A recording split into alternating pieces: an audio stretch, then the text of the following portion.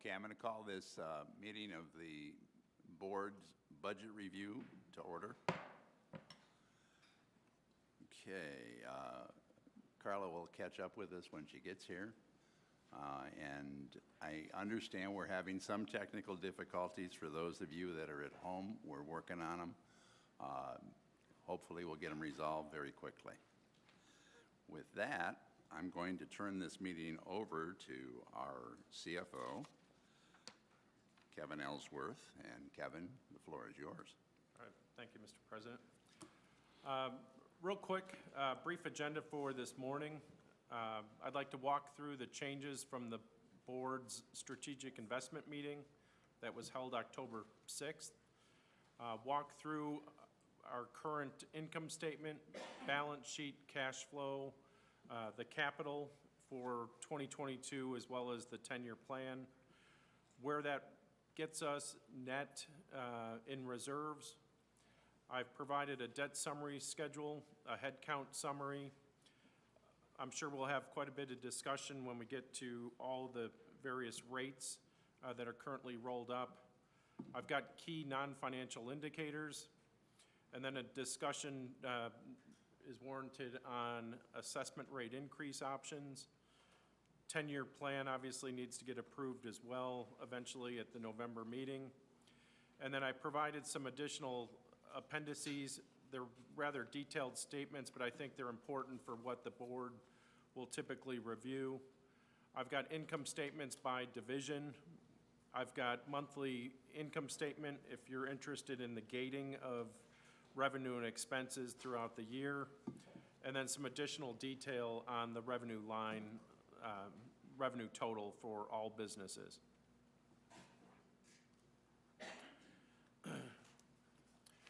So with that, we didn't have a lot of changes per se to the last budget meeting from the strategic investment.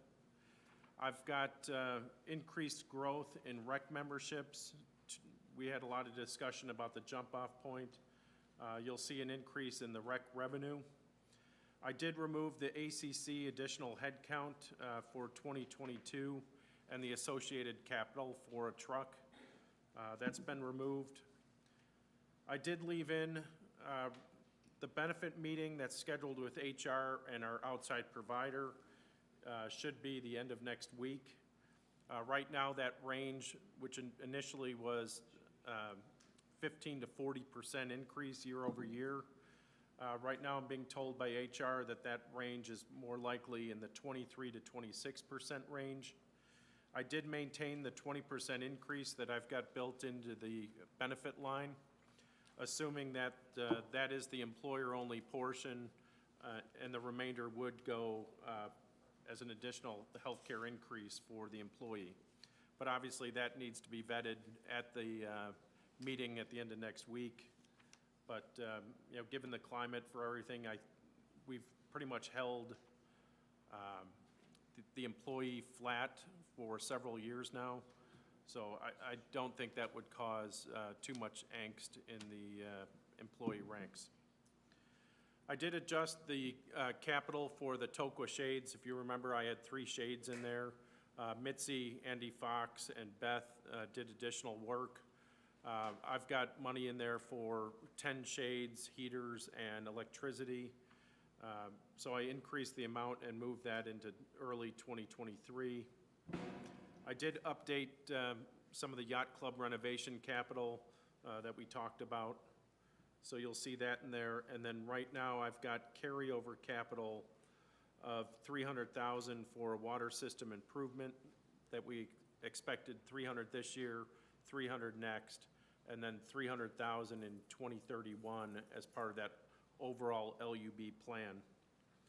And then I also have some yacht club renovations from this year that Mitzi and Beth and Andy are also working with a design firm to scope out, but I think that would most likely carry over from 2021 into 2022. Kevin, are you going to talk about each of these individually, or do we have questions? Do we ask them now? You can ask them now. Well, I just have a quick question on number 4. Moving that to 2023, did we talk about that in our meeting to actually move that to 2023? Number I 4? believe so in my notes. Okay, I couldn't remember, that's why I asked the question. Do you remember why? I don't. All right, I'll go back and look at my Marty, notes. it's actually kind of a placeholder is what it is. Well, I Just- meant versus just- 22. Yeah, it, Yes. yes. That would be, you know, the objective would be to eventually make the pavilion all-weather. Right. And frankly, considering the amount of money that we're spending in next year's budget, I basically told them, put it out a year. Now, if you want to pull it back in, that's up to the board. I was trying to recall the discussion, that's Yeah, all. That was the discussion. Yeah, 'cause capital next year is right now at 3.6 million, if we can spend that much. Yep. And I think we need to be sensitive to the fact that it's fairly significant. Okay. Any other questions on the items that I've rolled up? Okay. Here is a consolidated income statement for the total POA. The first column is where we're rolling up in the 2022 budget for the full year. The next column is the 2021 budget, and the third column is the full-year actuals for fiscal year 2020. Obviously, we'll get into some detail on assessments, water and sewer revenue, golf revenue, installed tanks. Some quick variation, some variance analysis. Installed tanks is primarily driven by volume and rate. There's a 3% inflation factor per the contract on the labor for installed tanks. And then material is expected to go up 10%, and that was based on some recent rate volume analysis that Charlotte had performed for our current actuals for 2021. We talked a little bit about the increase in rec. You'll see year over year. Obviously, 2021, you would expect to see a lot of increases because of what has been termed as sandbagging. I did not pull in year-to-date actuals for this year, just because I'm afraid of misleading folks with putting on 4 months of budget into that analysis without, making some significant adjustments in areas like street maintenance. We talked about the salary increases. We talked about many of these different items, and I'll get into more detail in a minute. But right now, we're rolling up with a net income of $2,435,000, which our 2020 actuals came in at $3.1 million. So if you remember 2020, with our recent discussion with the PPP loan, if you take that out of 2020, which was, call it $1.2 million, we're not too far off from where we finished 2020. We've got obviously more volume, we've got more expense on the salary side. So from a 50,000 foot level, I think the current roll-up of the budget takes into account a lot of things that we're seeing as far as activity in the village, both on user fees and home builds. Kevin, Yes, sir. let me know if I'm reading this right. If I look at your 2022 installed tank credit 337.1, that's your revenue? Yes, Down below is tank installation 2560 debit, that's a cost? correct. So that says you're planning on an $800,000 gain excluding depreciation, capital expense, that's just your P&L. Versus if I go to the 2020 column, that tells me we actually lost $676,000 in tank installation because you got a revenue of $1.2 million, cost of $1.9 million. Correct? Yes, Okay, so What you got is a loss in the water and sewer, or tank installation, of a loss of almost 700,000 in 2020. You got a gain of 800 in the 2022 budget. So 8 plus 7, that's $1.5 million improvement in the P&L. So if you take your 2 points, so the delta you're trying to explain that you're close, you're picking up $1.5 million in tank installations alone, which covers up other losses elsewhere. Correct? Yes. Okay. Yep.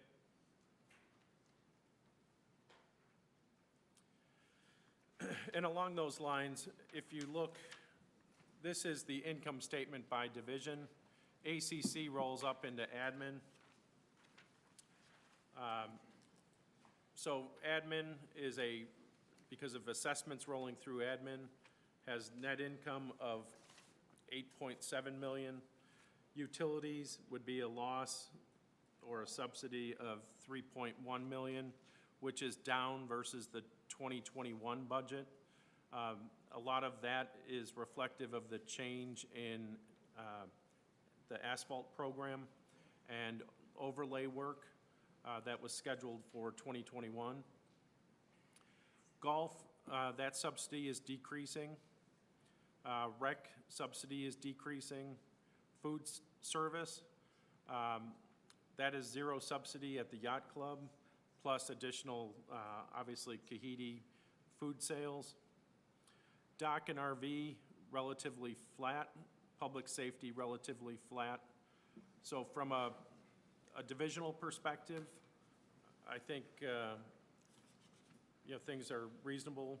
Steve, the one thing I need to do is put all this on that cash flow basis, and we can work on that, obviously, for the board presentation in November. Yeah, because I was going to mention, you said this reflects subsidy goes down. Well, you have to factor in add back the depreciation to take care of the capital spend. So net, it may not be a decrease in subsidy. Yep. So Kevin, also on this, since we're reporting budget, are we to assume that 21 projected actual is going to be close to the budget of 21? No. So you're just comparing budget here, Correct. but we don't really have any way to say, okay, how are we doing it from an actual perspective? Correct. I could give you year-to-date actuals like this. I could give you the last 4 months of budget. I think in some areas that would be helpful, but again, I think without going through a formal forecast process, I'm just afraid that it would be misleading. So I'm assuming with the new system that we get in, we'll have that capability to Yes, do it absolutely. projected, so we have a good Absolutely. comparison. Yep. So Yeah, you're and we've limited made by great the system, strides. I think, is what you said earlier. I think for the first time in 11 years, we're not using that convoluted budget model that, if you remember, Parker was held ransom one year by hackers in that budget model. Right. And that thing would take me literally months to try to find a circular reference in there. That's all completely gone. So we have made a lot of strides in the budgeting. Obviously, forecasting is still an area we need to work on, and it definitely is a requirement in the new system. But one thing for sure, we know that 2021 actual versus budget, we're underspending maintenance by about $1.8 million. Yes. And you've got significantly more ACC coming in, maybe 200,000. So ballpark says your actual is probably going to be $2 million better than budget because of those two reasons alone, right? Yes. Okay. Yes. And I think on the maintenance side, with the water tank work going on right now, asphalt wrapping up, this next month, I should be able to catch up on a lot of the expense side that our favorability is showing right now. But, I hate to count chickens before they hatch, but I think, like I've said before, we are setting ourselves up for a very good year this year as well.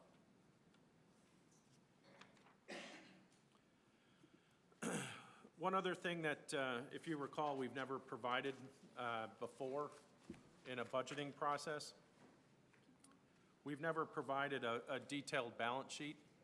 So, Charlotte put a lot of work into linking this balance sheet to the P&L Obviously, there's assumptions with day sales outstanding on accounts receivable, DPO on accounts payable.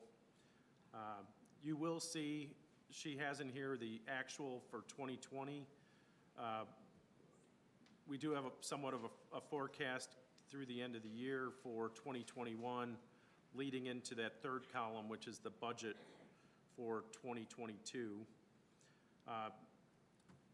Key things to point out on the reserve side, she did increase operating cash target from $1.5 million to 2.5.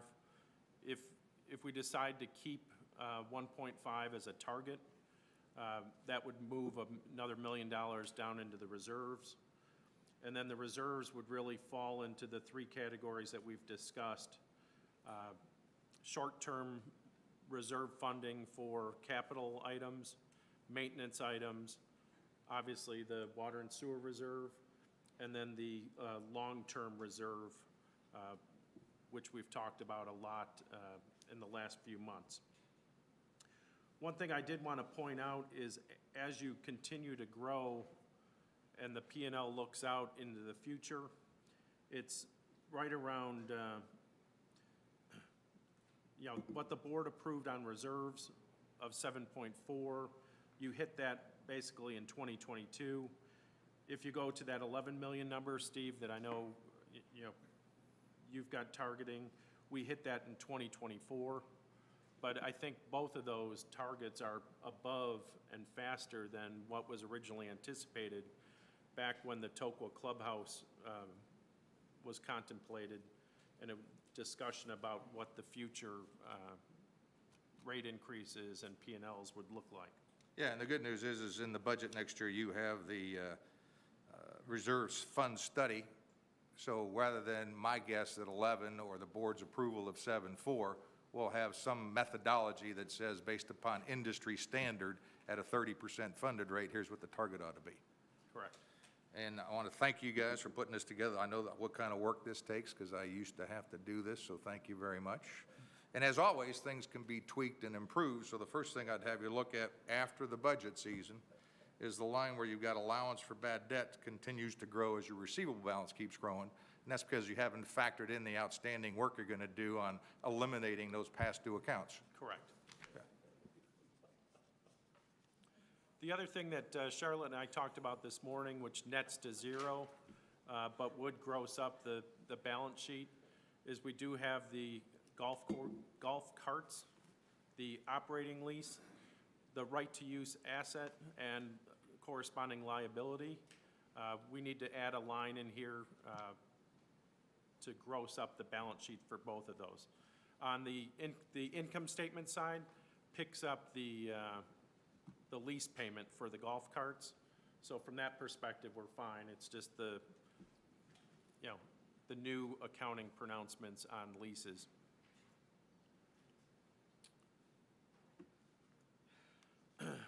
Another thing which we've never really talked too much about, coming from the balance sheet, we've got a cash flow statement.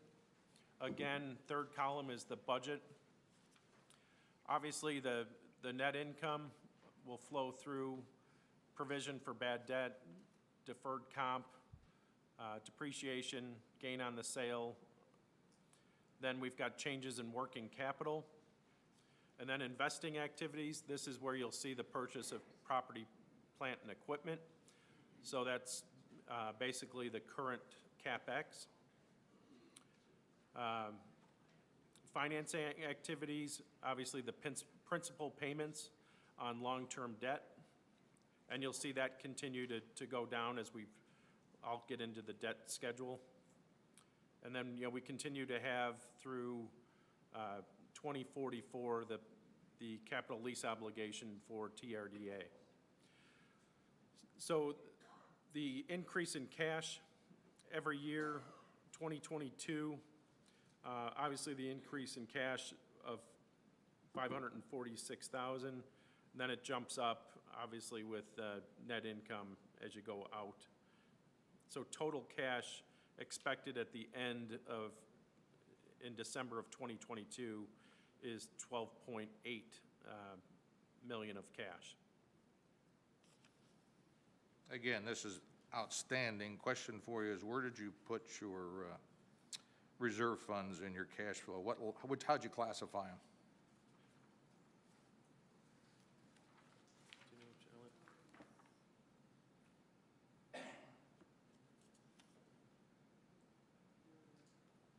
Never mind, they're in your cash and cash equivalents at the beginning of the year, end of the year. Everything flows through it at the bottom. I'm good. Okay. Glad you answered your own question there, Steve.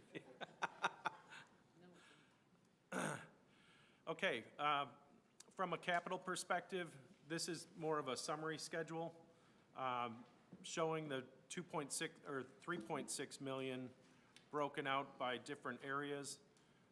Obviously, golf, we break out golf maintenance for the three courses as well as pro shops. You'll see, as it should be, water and sewer, a lot of investments in that infrastructure next year. We've got some on the Kahidi Golf Course, finishing that bunker renovation. And then, obviously, food service with some of the amenity improvements.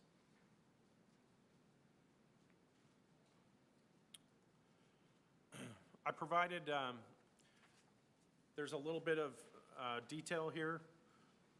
I was debating about putting this in the appendices, but I think there's some detail in here to call out. Obviously, my accounting system, which is near and dear to me, is still in here between 2022 and 23.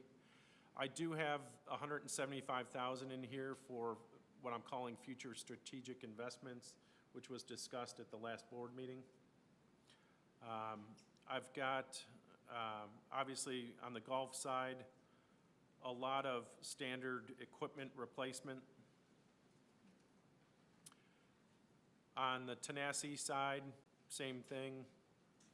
Same thing for Kahidi. When we get to the pro shops, I do have 750,000 below the line in 2023 for the Tokwa practice facility. I have a note in here that, you know, potentially that's a good partnership between Timeless Teleco and the POA in that project. And obviously, in next year's budget, I'm sure that'll be a big discussion item. We talked about... I just have one comment that I would make there. Yes. Is based on our experience with the Pickleplex, I would tell you $750,000 in less than a year is going to be a very big ask. Potentially, that's going to move out. Okay. One twist to that. You may have a lot of golfers who golf a lot that might be willing to put 500 or 1,000 in. So you get, you know, you're right. I think his point was, we thought that. Yeah. Exactly. I don't live here, and I may do that based on Chris's design plans for that amenity. I think It looks Rick's, pretty cool. yeah, I think Rick's point is well taken, though, in that we thought the same thing in pickleball. Yeah. And we got some, but not as much as maybe we had Yeah, hoped and in for. fact, they still don't have all that they need to do the courts, and they haven't even started on the roof. Yeah, and unfortunately, the costs keep going up. Well, you know, that's Yeah. the time we live in right now. Timing is everything. Yeah. Yes, it is.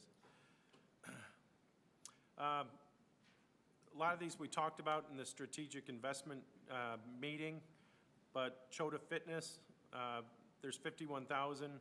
That did increase for ventilation and some of the questions that I think the board asked about that particular project. Water and sewer, I've got 400,000 on sewer system remediation, the backhoe associated with the initiative to start doing some of the repair work in-house, carryover of 300,000. We've got public works, just regular equipment replacement. Kevin, where's all the money for the booster pumps? Yeah, but based upon the water starter we saw over, if we're looking. There actually should be another there should be- 300,000 in one of the Yeah, out a years. lot, several 300s. So where are they? I need to add those. Okay, so, There should be another one in 22, right? There should be a 22, 300,000, and 2031, 300,000. yeah, that's what I recall. Yeah, because I remember 600,000 next year. Yeah, plus the carryover Yes. from 21. You are correct. Yep. Yeah. Yeah, we just need to make sure we got enough in there because this obviously impacts the water and sewer rates. Yeah. No, I caught that this morning and added it, but it didn't get reflected on this file here. So the water study, I mean, I think that's being reviewed now by PSAC. So no indications currently that that's going to have a impact on our budgeting? I have not heard anything, Marty. Okay.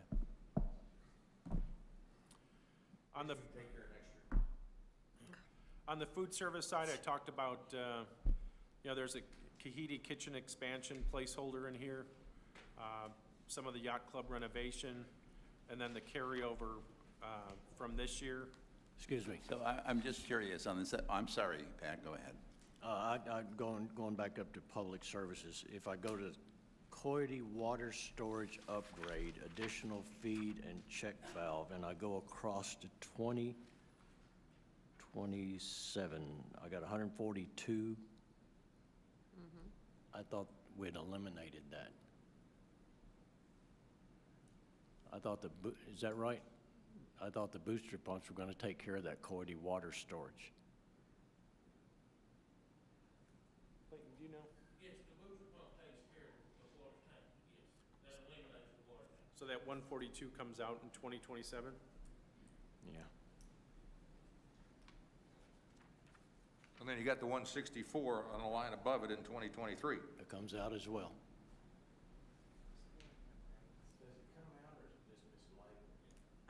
Yeah. Well, for where it's labeled and where it shows up in the year, it's got to come out, because we're not going to do it. We substituted an LUB contract and a booster pump plan. Okay. I'll get with Clayton and either correctly label it or remove it.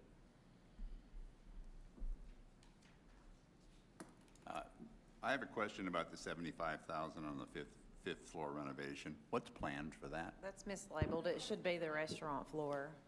That's the restaurant floor. Okay, so this is Blue Heron. And again, what's planned for that, just out of curiosity? Beth, there's several plans. We've got a kitchen reno as far as the tile on the floor, the plumbing needs to be. That's the 90,000. Correct. And Yeah. then the painting, do you want to address that, Beth? Make sure I'm on. We're redoing the bar downstairs. The whole bar will come Wallpaper. out and a new one will go in. That's bigger, wider, longer. Okay, It will be much more efficient. and then there's 45,000 in for tables and chairs, Correct. and that's in the restaurant as well? Did we just redo the bar downstairs? Oh, yes, sir. Yes? Sorry. Okay, I'm making notes. thank you.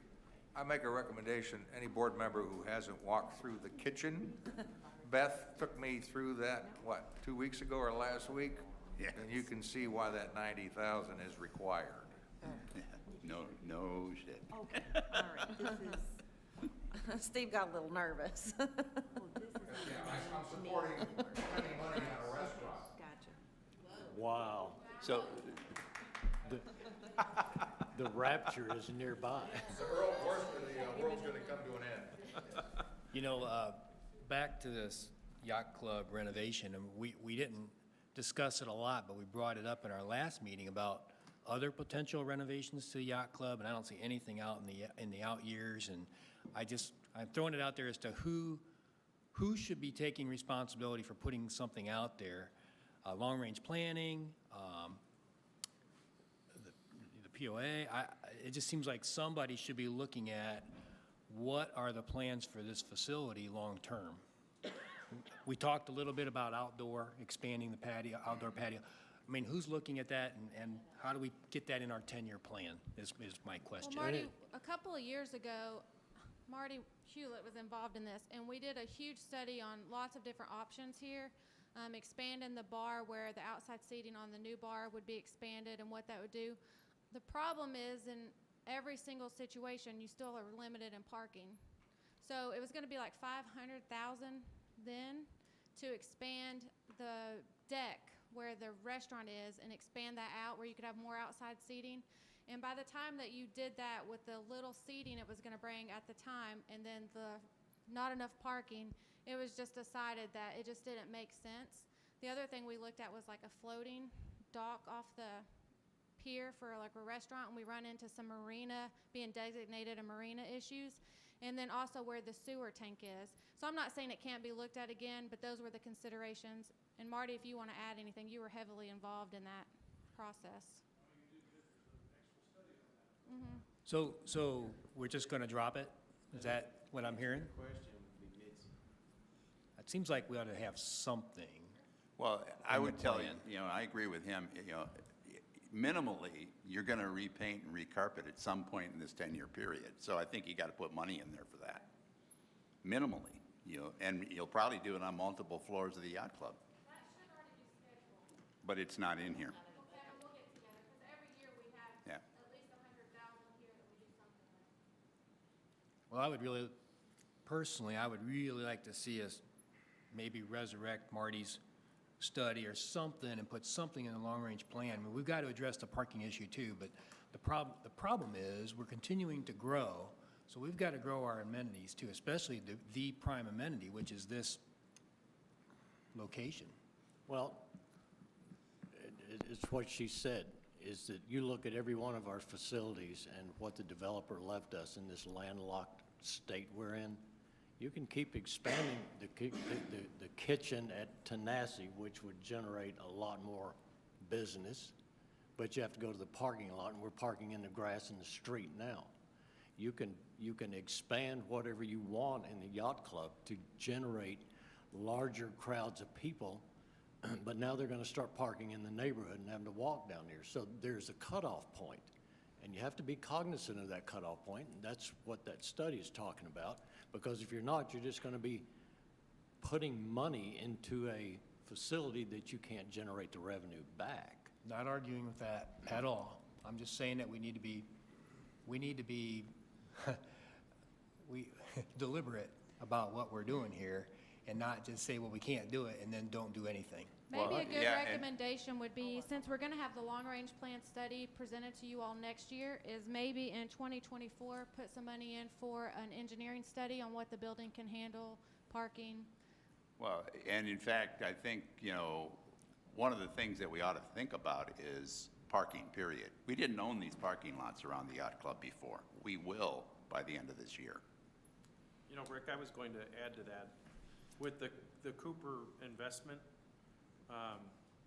it may be a good time to re-engage long-range planning, to say, even the study that Marty did, you've got a lot more options now with acreage that you never had before. So That's- whether you put it on the lake or you put it inland a little bit with great views, you've got a lot more options with amenities.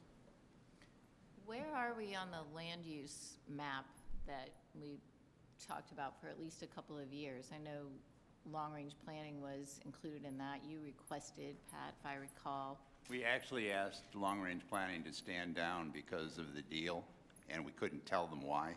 Gotcha. So, yeah, that would So that was just put on hold, basically, It until we get basically this was deal for done. this year, but for Gotcha. next year, we probably So it's should go gonna right be back that at that. Right. I mean, We're I gonna- think that's super important for us going Yeah. forward and being deliberate with, how we're gonna use our amenities, how we're gonna use the land itself, and what we can do. I think we're gonna have to start thinking a little differently about how we can solve some of those problems, because we need to solve that parking problem so that we can continue to provide anything what we else, need to yeah. do. Yes, because it impacts everything. It's like the first domino, right? That Right. knocks everything else down. So I Well, think and that's gonna be just vital. the fact that, as our community grows, you need more parking.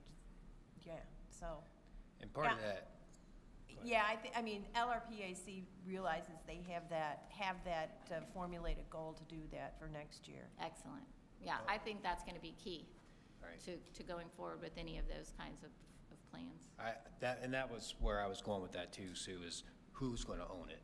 And so it doesn't just get dropped. Right. Whether that's Mitzi and her team or probably Yeah. LRP. Yeah.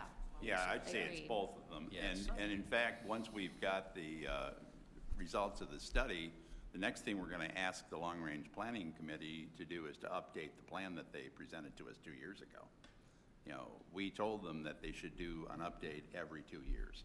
Right, and after the survey is done and analyzed, Yep. yeah, that's forthcoming. And this is clearly a long-range kind of thing, so. And this is a conversation for probably another day, but just to kind of put the bee in your bonnet to think about is we keep saying that we can't do things because we would become a marina. And I don't know.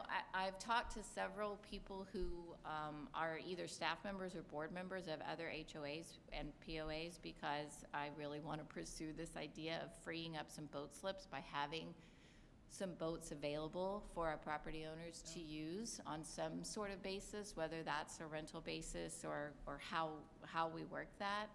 And it's like that idea, the restaurant idea, all of these ideas keep saying, well, we can't do that because we're not a marina. Well, these other organizations figure out how to do that. They figure out how to do it. They're the same status as the 501c4 with the IRS that we are, and they somehow figure it out. And they, you know, and that, it frees up a ton of slips for them because they have people who use a boat a couple of times a year maybe. So they have, depending on the size of the community, somewhere between, you know, 3 and 8, it seems like is the magic number of pontoon boats that their property owners can utilize in different capacities. Some it's just included in their membership fee, and others they have a daily rental for them. But you know, for those people who really only want a boat when their grandkids are here once or twice a year, it could move a boat out of a boat slip for somebody who wants to use it every week, you know? So I just think that we shouldn't necessarily just take things off the table because we think it means something, like we become a full-service marina. I think we need to dive into it a little bit deeper and make sure that that's really prohibitive from us providing some of those services, because that can help solve some other problems, you know. Again, it's a domino effect. So just something, like I said, I know that's a full-on discussion for another day, but I just wanted to put that thought in your head so we can consider that going forward.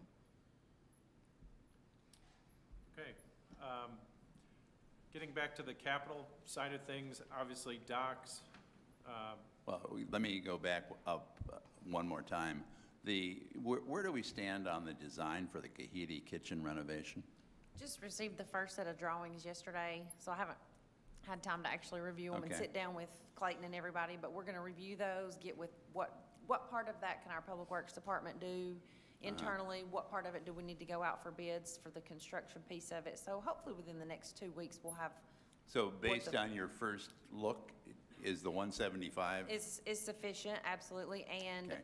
the only piece to this that's kind of put a wrinkle is getting equipment and getting the cost of that and what that means to us as far as next year and how soon we can get it.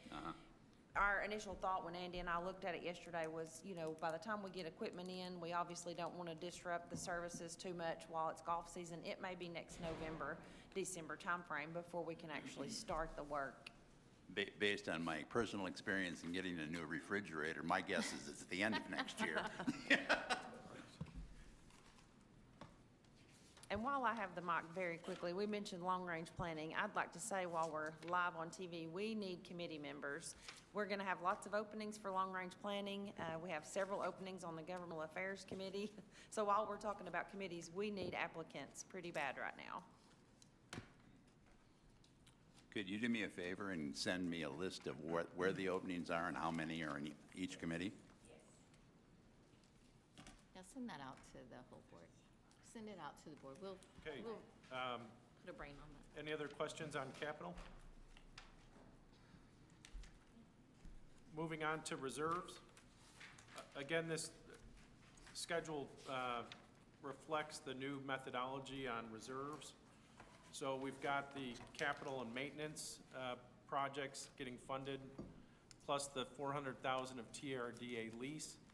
So that 4.4 million of capital need gets funded into that short-term reserve fund for the current year, and then it gets, ideally, in a perfect world, all those projects come in on budget and clear out by year end. So that's why the ending balance should be zero every year.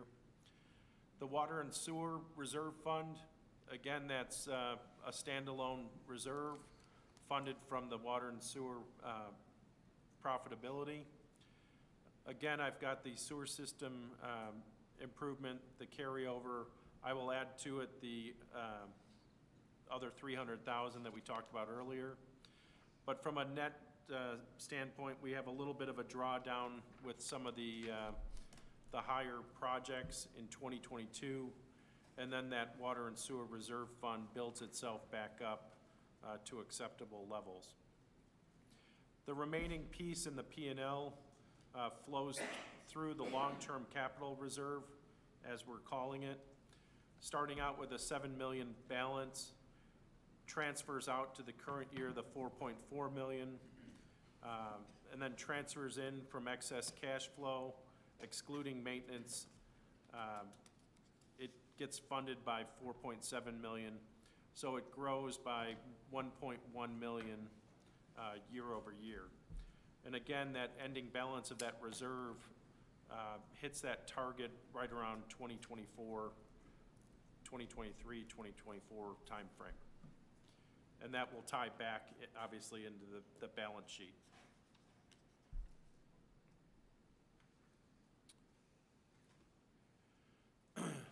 On the debt schedule, again, we've got the Tokel Clubhouse. That debt has been extinguished and reflected in the debt schedules. We've got a little bit remaining on Welcome Center. The Summit Medical Building is really offset by the lease arrangement with Summit. So from a debt perspective, I would probably just leave that one be for now. The TRDA capital lease, obviously that's the big one out there. You know, if there's something we could do to either refinance or pay that early, I would love to explore that, as that has a 4.5% interest tied to it. Total debt, pretty much, you know, obviously we're in good shape here. And again, it does exclude the CCI investment financing. Rick and I talked about this a little bit yesterday. I'm going to be preparing, once we finish up due diligence on CCI, I'll prepare a separate and complete budget specific for that investment and get that to you for your review so we can roll that into our overall budget. Kevin, what's the rate on the Welcome Center and the Summit? Do you know off the top of your head? I thought you just said Is the Welcome Center like prime plus? I thought it was 3.25. It's, I think the Welcome Center is 3.25. Okay.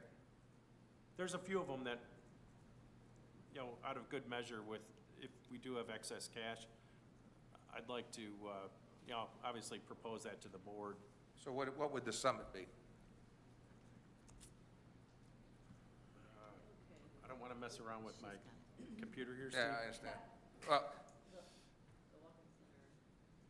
because you could get a windfall there with excess cash, because you're going to get paid that rate through the end of the lease. Welcome Center is 3.25.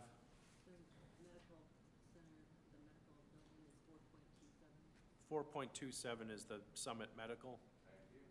And 4.5 is the imputed TRDA lease.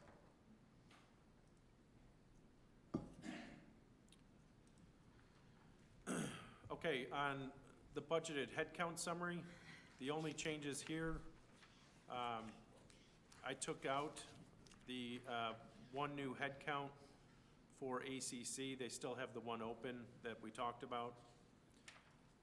There's two in admin. One is the CEO replacement which I think the board talked about, for 6 months, as well as a staff accountant, and then Public Works, that came down as well, and what's remaining in there is the 4 headcount related to water and sewer, operator and techs, for the, bringing some of that repair work in-house, as well as 1 maintenance person.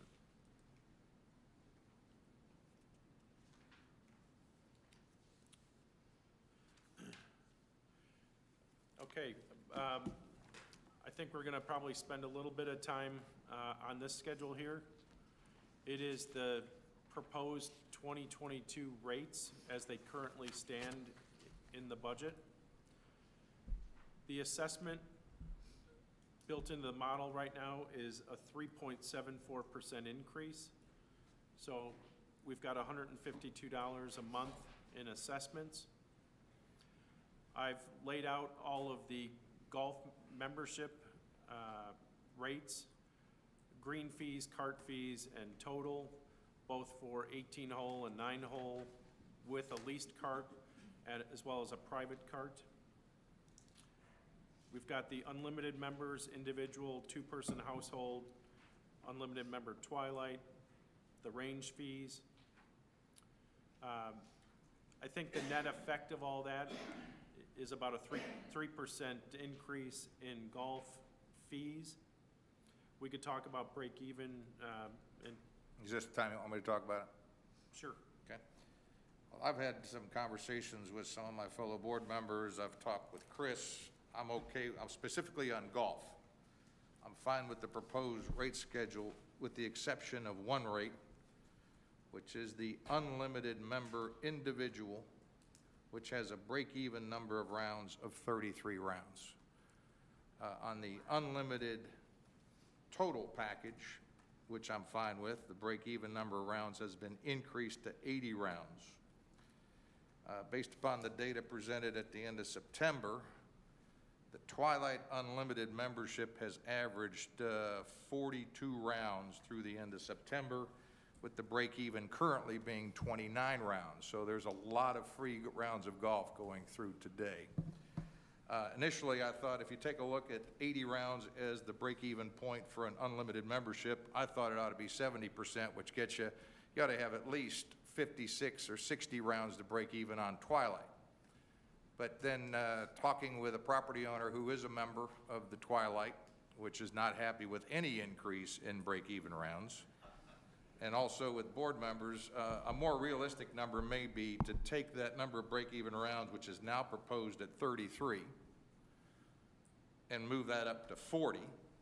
Currently, the proposed unlimited golf for Twilight, the break-even point is 40. So if you were to raise the unlimited green fee break-even point on Twilight from 33 to 40, it would match, number 1, the cart break-even. Number 2, it brings it up to a more realistic level, in my opinion, of the amount of free golf that's being played. And anybody who plays Twilight that plays more than 40 rounds would buy the package. No one, and anybody that plays less than 40 could pay by the round, which is $18 a round. So my proposal would be, on this rate structure with regard to golf, we only adjust 1 number, and that would be the unlimited membership Twilight rate, to reflect the break-even point of 40 rounds. So my question is, why does a golfer sign up for unlimited? That's general, Twilight and regular unlimited. Why would you sign up for that? What's the purpose? Oh, it's to get a bargain because you're going to play more than the break-even, so your average cost per round goes down. That's So, not as- true for everyone, though. As an example. Yeah, and Some people there's- do it for convenience. That's true. That's right. So That's yeah, right. for instance, I'm not going to get my break-in rounds for the unlimited total package, but that's okay with me because, number 1, it supports golf, and number 2, it's convenient. You walk in the pro shop, if you rent a cart, you say, charge me for a cart, and you're good to go. Yeah, and I bring it up using my case, which we've discussed before. I think I've calculated mine is $131.62 a round this year, because I went from playing 150 rounds a year and making out like a bandit Right. to $131 This year, which because of issues with family and et cetera, I have not played as much, and my handicap reflects that. But, so this year it is for convenience. And now I am seriously considering, do I sign up for unlimited next year or not? And I'm going through the calculation based on these numbers of would it be better for me to prepay to get that slight discount? Or would it be better for me, because sometimes I walk, sometimes I ride? So it becomes a personal choice. Now, when I look at unlimited, why I'm going to play, a big part of it is what you said, for convenience. And the reason I asked the question is, what is the only other reason that you would sign up for unlimited? To beat the system. Right, to lower get your your price. average cost per round. So So- right now, if you pay $18 a round, and Gives you at other benefits too. the more you play above the break even, it drives down the cost per average round. Exactly, and that is exactly what our very, very intelligent property owners have gone out and had a wonderful career, amassed a fortune, packed up their belongings, moved to Tellico Village, and that's what they figure out. But at the same time, if I'm a golfer, and you said it first, and I'm saying it second, I've heard every one of us that play golf say this, I have an obligation to support the amenity that was the primary reason that I came here. So, to me, and again, you go back a few years where Mike Colacon and this golf thing came up with this Twilight or Unlimited and all this stuff. Without a doubt, it is still the best value in this region. You can't beat this number anywhere.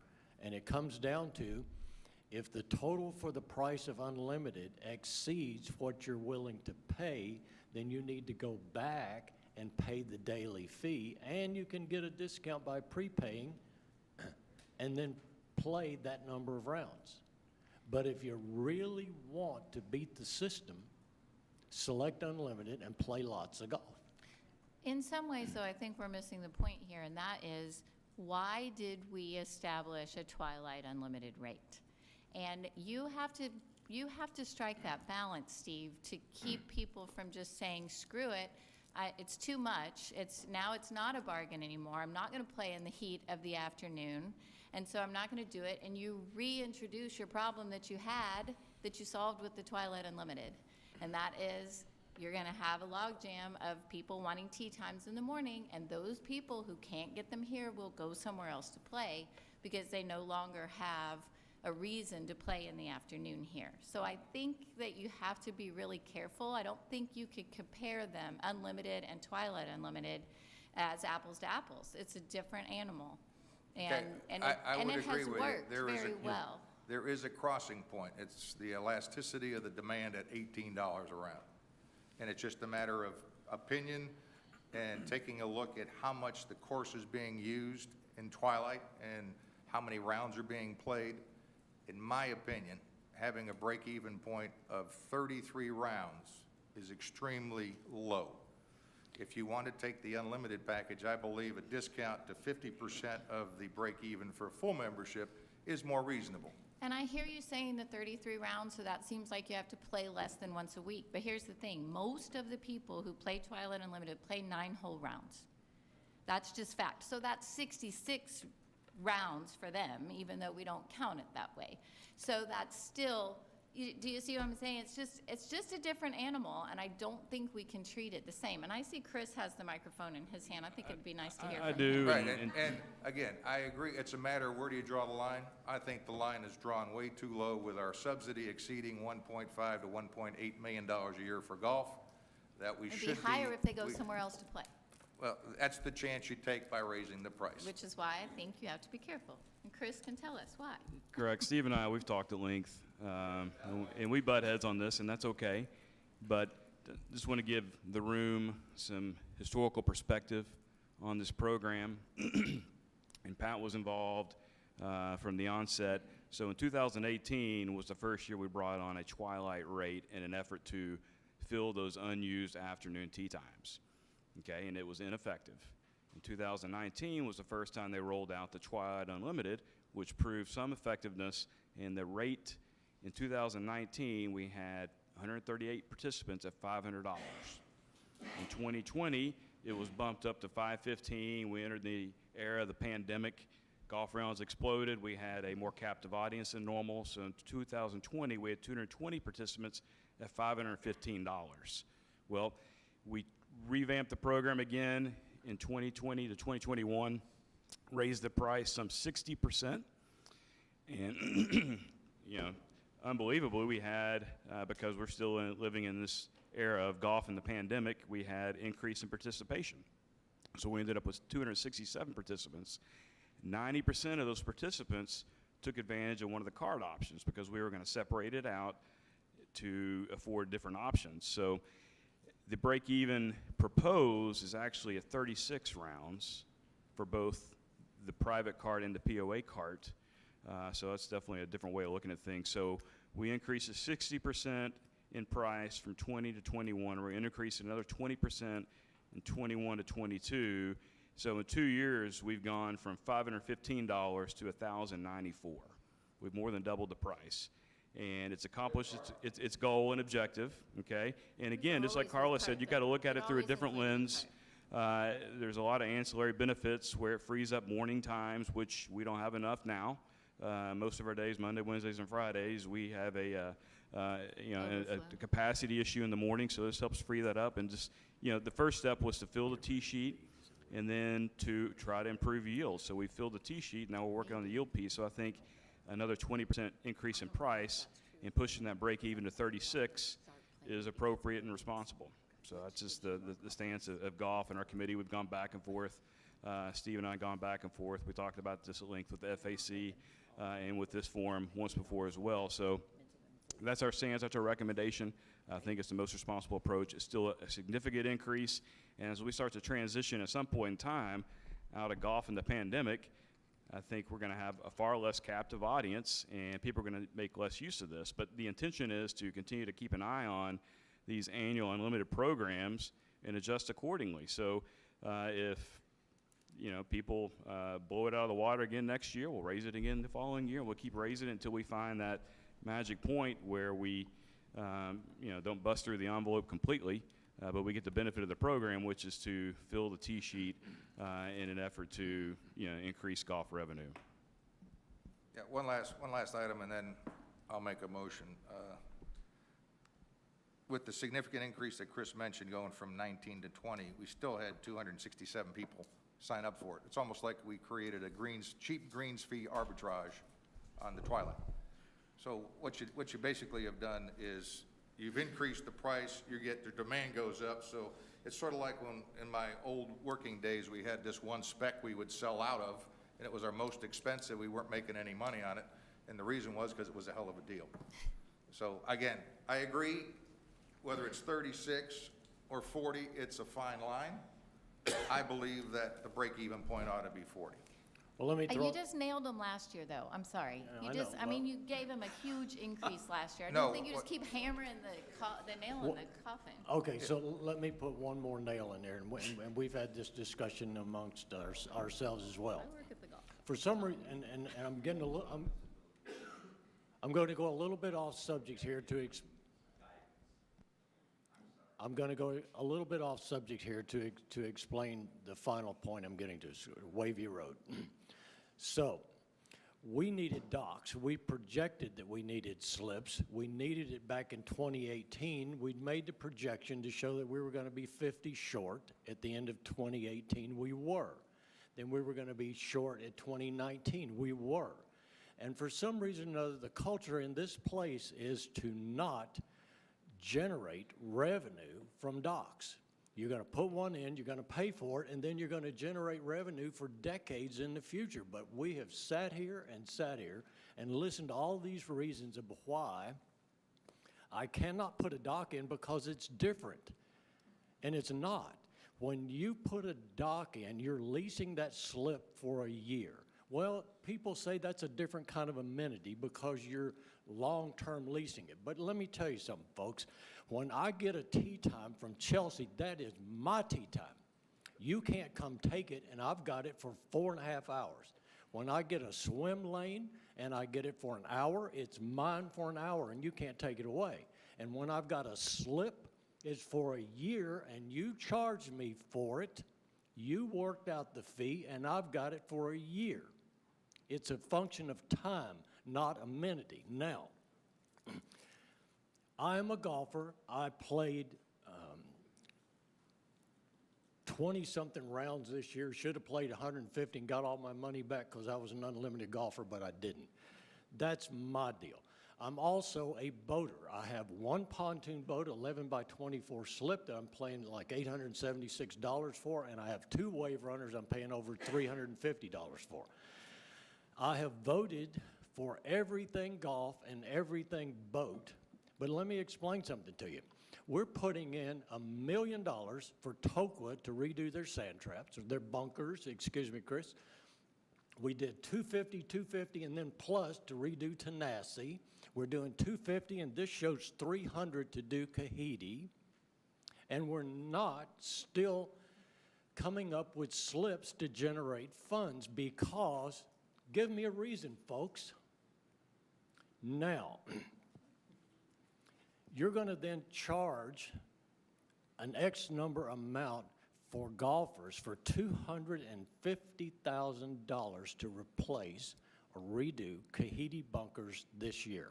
How many rounds is that going to generate? Somebody starting there around here, tell me how many rounds is that going to generate? 0 for me. Okay, so whose obligation is it to pay for that bunker? Don't answer that question because starting in 2018, it was the obligation of the boat slip lessees to pay for their own doggone dock. In 19, again in 20, again in 21, and you're just parking one at Tanasi. Come on, folks. If you're a golfer, own up to it. It's going to be like what, Steve? $2, $3? It's per round. Right. It's a matter of you get less, if you play 60 rounds, let's say, and your break even is 32, and you move the break even to 40, you get less free rounds at the tail of your season. And if it makes you so mad, and again, I'm a golfer, I voted for it, I voted for the Tanasi, the Kahidi, I voted for all this stuff. It needs to be done. It makes for a better Tellico village. But here's the point. If you use that amenity and it makes you so angry as a property owner to go off somewhere else and play golf because you got charged $2 extra, you really need to be doing some self-analysis here because those bunkers were done for you. But that's not why they're going somewhere else. It's not the $2. The issue is. Oh, but wait a second, Carla. Let me, because you and I had these conversations, and we all had them. I know. When we went up in the 9-hole race, my phone at home went off the hook. And that was for less than $1. Yeah. But the issue is, again, you have to remember why we did it. And I work at the golf shop, and I listen to people who call me and cancel tee times because they wanted to play in the morning, and the morning was so packed that they didn't get a morning tee time. So they said, we called a different golf course, and we're going to go play there so we can play in the morning. And if you push more people back to the morning from the afternoon because you jack up their price again 2 years in a row, then I think we missed the boat when we raised the price to $515. It should have been a larger increment then, so we didn't have to keep killing them with these huge increases every year. But that ship has sailed. And so now we're where we are. And what I don't want to see is driving people away from that program and messing with our morning tee times again. Okay, it will cost us money. And again, I'm still up on my high horses, Bruce Johnson used to say. So here's the issue. Let me hammer it one more time, one more nail in this coffin. You don't want to go up in a golf rate, and I'm voting, and I'm a golfer. I paid almost $3,000 to be unlimited with my prepaid card. I paid a lot of money to pay a boat. But you go up on golf fees, and I've got a choice to go to Wind River. I can go to Rarity Bay. You go up in a boat slip fee, where are they going to go? What are they going to do? you can't do anything. You're going to take it right in the face. And it's not right. Now, if you're going to increase more slips for Kahiti and more slips for here, or we go into this land acquisition and we say, oh, look, we can put some here, or you go somewhere else and you talk to an agency and we can acquire land there, and we can put in more slips to reduce this. Good God, 200 people sitting on a waiting list. And they got nowhere to go. You can charge them $10,000 to release the fee, and they got nowhere to go. They got to sell the boat. That's not right, folks. So as Rick informed me, and I realize that we're not voting on rates today. Yeah, but we have to But you provide need guidance to him. Right, so my proposal is we run the break even and adjust the green fee portion only to a break even of 40. So when you do that on the Twilight, your overall, including the prepaid card, it gets you to 40 versus the composite of 36 right now. So, and we're not voting on this today. We'll vote on it at the November board meeting, but what's the consensus of the board? Marty? So where I'm with Steve on this, I think that it isn't so much about increasing the rate, it's looking at where are we at today. If you look at where we're at today, year to date, most people, or the average, is well above the break even. Break even, they're at 42. At the end of September. At the end of September, we're only 3/4 of the year in. So to me, it seems to make sense that if you're already there at 3/4 of the year, at the 40, you're above it, then it makes sense. You've got a supply demand here. Sue? I agree. Yeah, I think it's, unfortunately, I think we started too low, and I understand that it was a sweetheart deal, and you're right, we should have gone up more the next time, but I think, yeah, at this point in time, we need to do that. We were actually trying to change a behavior here in the village. I understand, And that's why we did it. We incentivized that yeah. change. Which is fine, it was great. Yep. Yeah, I think I know where both of you stand. Well, take a guess. Where do you think? I think you don't support what they No, I want to do. do support it. no, he does. That is support it. exactly my point, is that I'm I a don't. golfer and I'm willing to put my dollar down So, to pay for I'm that. confused. No, that is not what I It just took said. him a long time to get there, and Okay. he didn't do the last statement that said, in Absolutely. conclusion. I'm a golfer and I'm willing to support my amenity. You follow? Okay. So the position that the board is taking and telling Kevin to Under bake in protest. is that we'll put the break-even Under point duress. for unlimited Twilight at 40. Which Yeah. is $720 versus the $594. So, and that only will apply to the greens fees. Chris had his hand in the air. He'd like to chime in. Chris?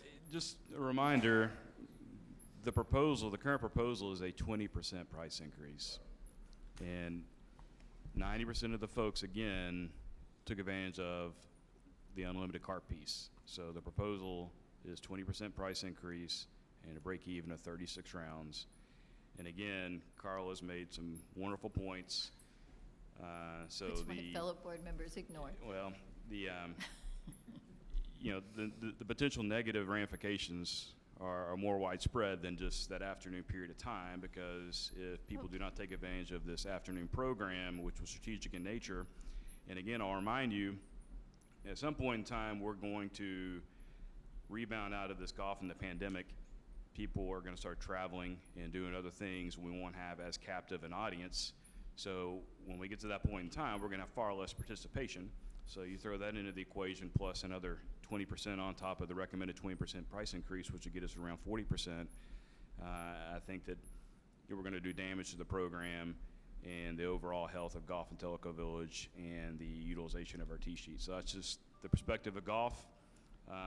And, that's my role here is to be responsible and try to make the best possible recommendations for the health of Telco Village Golf and Telco Village in general. So that's my stance and my perspective. I just want to add, I'm the only one on the board that's not a golfer. I came to Telco Village knowing I wasn't a golfer. I came to Telco Village because there were first-class amenities, which, by the way, support my property values. I get lots of phone calls about subsidies. And the golf subsidy is fairly substantial. Now, I don't believe that we ever will attempt to get to zero subsidy in golf, nor should we, because then we damage the program and we damage property values here in the village. So I'm not voicing an opinion. I'm not a golfer. I understand where Chris is coming from and where the Golf Advisory Committee is coming from. So I want everybody on this board to understand that we're rejecting what the Golf Advisory Committee has recommended. So with that, I'm not. well, but we act as a board. We I don't know. act as individuals. I'm just saying it's under duress. But I would like to say that I'm glad you brought up the fact that you get phone calls about subsidies, because I actually get more phone calls about user fees, which I think is interesting. And so what I think is also interesting, well, I think what is really, really good about this village financially, one of the really, really good things is that balance between subsidies and user fees and how that funds our amenities. I think that's brilliant. And I think that, you know, people who move here like Rick, who don't golf, understand that world-class amenities, as you say, support your property values. And so everybody who lives in this village benefits from having world-class amenities, including our amazingly beautiful golf courses. And I happen to be in a good position where I have people from all over the country who come in the golf shop. They will go out on our golf courses, make it a point to come back in the shop to tell me how beautifully maintained they are, what a wonderful experience they had on our golf courses. That impacts every single Tellico Village property owner's value. And so I don't think that it would ever be the right thing, just as you said, to try to reduce that subsidy to zero. Everybody benefits, whether they play golf or not. And so, I just don't think that you come and complain about paying a subsidy for golf when you bought a home in this community. That's just part of this planned community, which you benefit from. Well, and at the same time, and again, for the last 4 years, I've been harping on this, and Mr. Purvis goes way, way, way back before me. But this community, when we moved in here, when Alice and I moved in, I think it had 4,200 people, something like that. It had 3 golf courses, a wellness center, and a recreation center, and restaurants, and all this stuff. Way underpopulated and way overbuilt. The model being the population would catch up. Well, now what we hear is it's growing too fast, but you're seeing the subsidies coming down because the user fees go up. That was the model. Now, it's got to continue, and the balance is primarily with golf, because that's the amenity that most of the people look at that number and say the subsidy is huge, we need to get rid of it. And I've asked people over and over and over again, name me a community in the United States of America that has 3 golf courses and 4,200 people. And it was done for marketing. It was to get people to move in here. Now, Mr. Cooper goes away, we go through this land acquisition, we get the developer rights, and guess what we got saddled with? Not only us, but he got saddled with it for years ago on the board, Cap Purvis and all those prior board members, and we got saddled with it, and future board members are gonna have the same issue. How do you run that balance between assessment and user fees and make this a viable community forever and ever? Because I was excited to move in here in 2007. Somebody was excited to move in here in 2000 or 1995, and people are lining up at the fountain to move in here today. It's the same excitement, and we need to keep it that way. And to do that, I've got to pay my way and my amenity. I'm willing to do it for docks. I'm willing to do it for recreation and golf. And I think anybody that complains about it needs to say, I need to go to Chris Sykes and tell him, Chris, table that $300,000 bunker renovation, because I don't want to pay for 3 or 4 more rounds of golf in Twilight Unlimited. That's what it boils down to. So, at the risk of becoming a fence sitter here,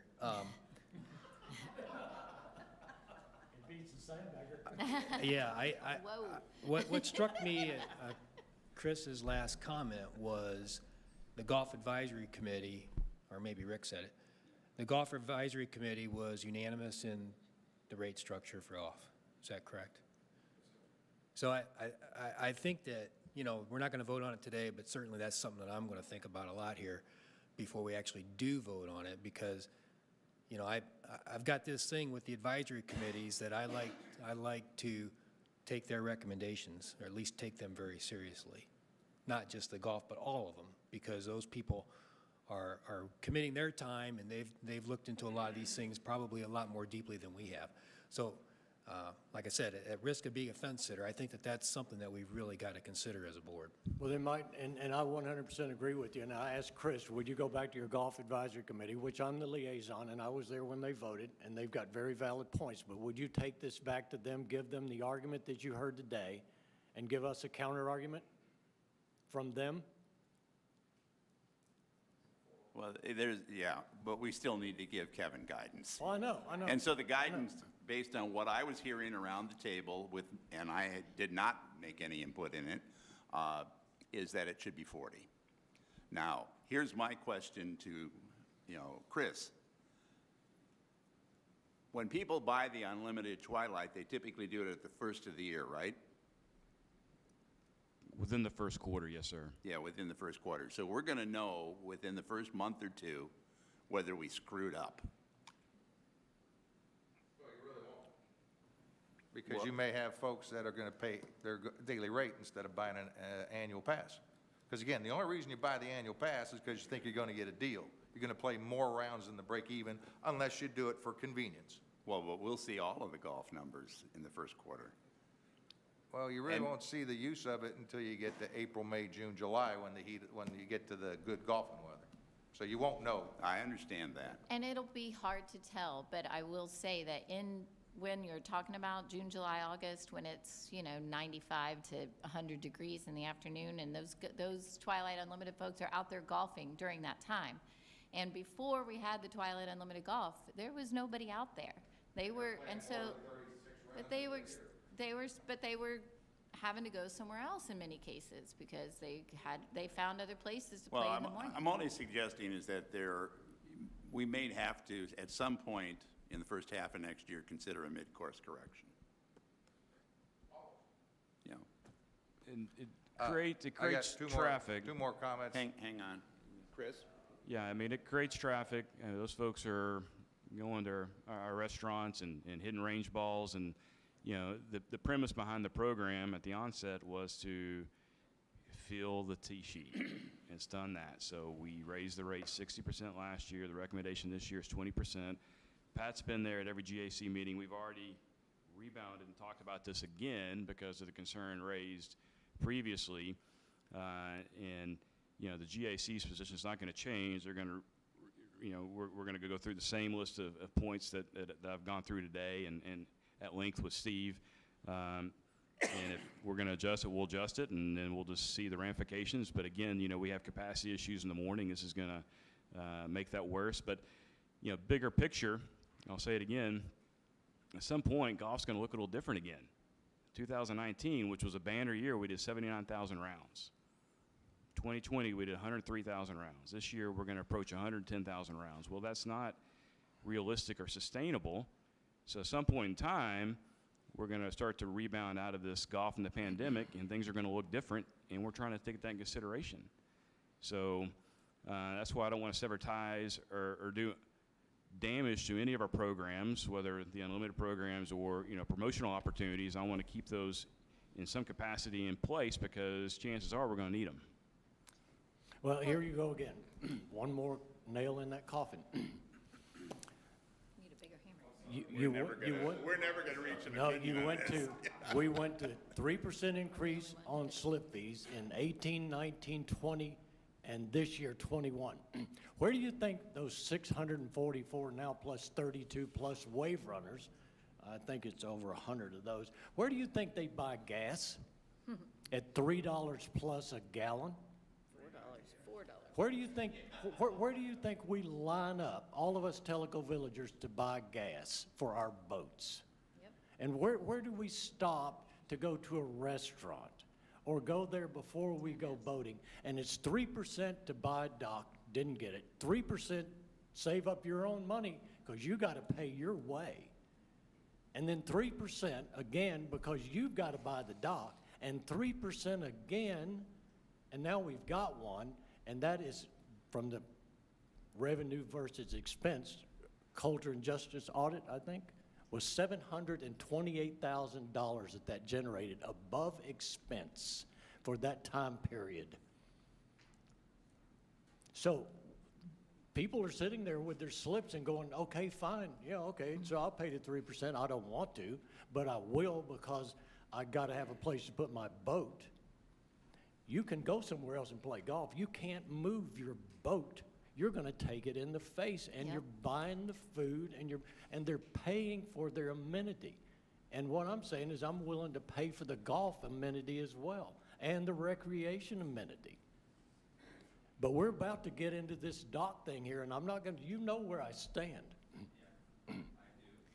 I have one last comment to make, I promise, and that is this. If you raise the rate another 40% this year, after you get them in the chin with a 60% increase last year, and people abandon the program, and we have crickets on the golf course in the afternoon and a log jam in the morning, you cannot go back and lower the rate. You just can't do it. It's marketing suicide. It devalues the product rather than just seeming like it's increasing the value. That's not how that works. So you don't have the luxury of saying, let's jack it up, and then if nobody does it, and now we have a log jam, as he was saying, a mid-year correction. I just don't think you can do that. I think that would really devalue your product, and I was concerned about that back in 2018 when we had that crazy low twilight rate. And because I felt like, at that time it was a crazy low rate. People were coming in and playing golf literally for less than $3 for a 9-hole round of golf. And how are they taking care of your course when they're playing 9 holes of golf for $3? It's less than a par 3 municipal course, and it devalued the product. I had a huge issue with that. And so by coming up with the twilight rate and coming up with a, reasonable rate after the increase, I think solved that problem. But we won't have the benefit of being able to go back and lower that price ever.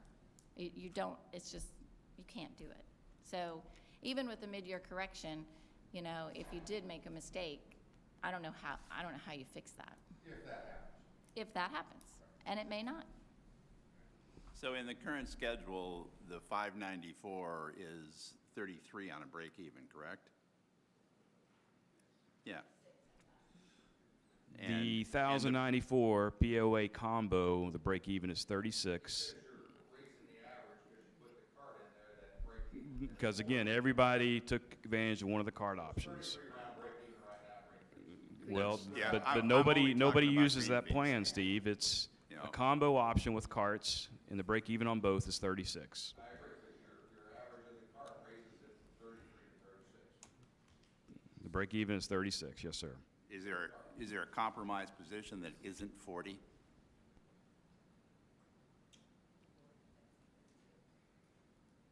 Well, but just on the greens fees. Right now, it's at 30. Right now, it's 33. Green fees Steve's only. proposal is to take it to 40. Is there something in between? Well, sure there is, but the point being is the intention long-term is to keep this program viable. And we raised it 60% last year. We're recommending a 20% increase this year, and then we'll see how things go. Because, again, at some point in time, things are going to start to look back more normal like they did pre-pandemic. So what is the right number? We don't know, but we're recommending another significant increase of 20%. And then if they blow it out of the water again next year and, things are status quo, well, then we'll raise it another 20%. But the 20% is a big number, but again, what was the dollar increase per round, Steve, for the difference between, Till break even. I know, but when I have an unlimited fee at X amount and divide by 33, it equals a dollar amount per round.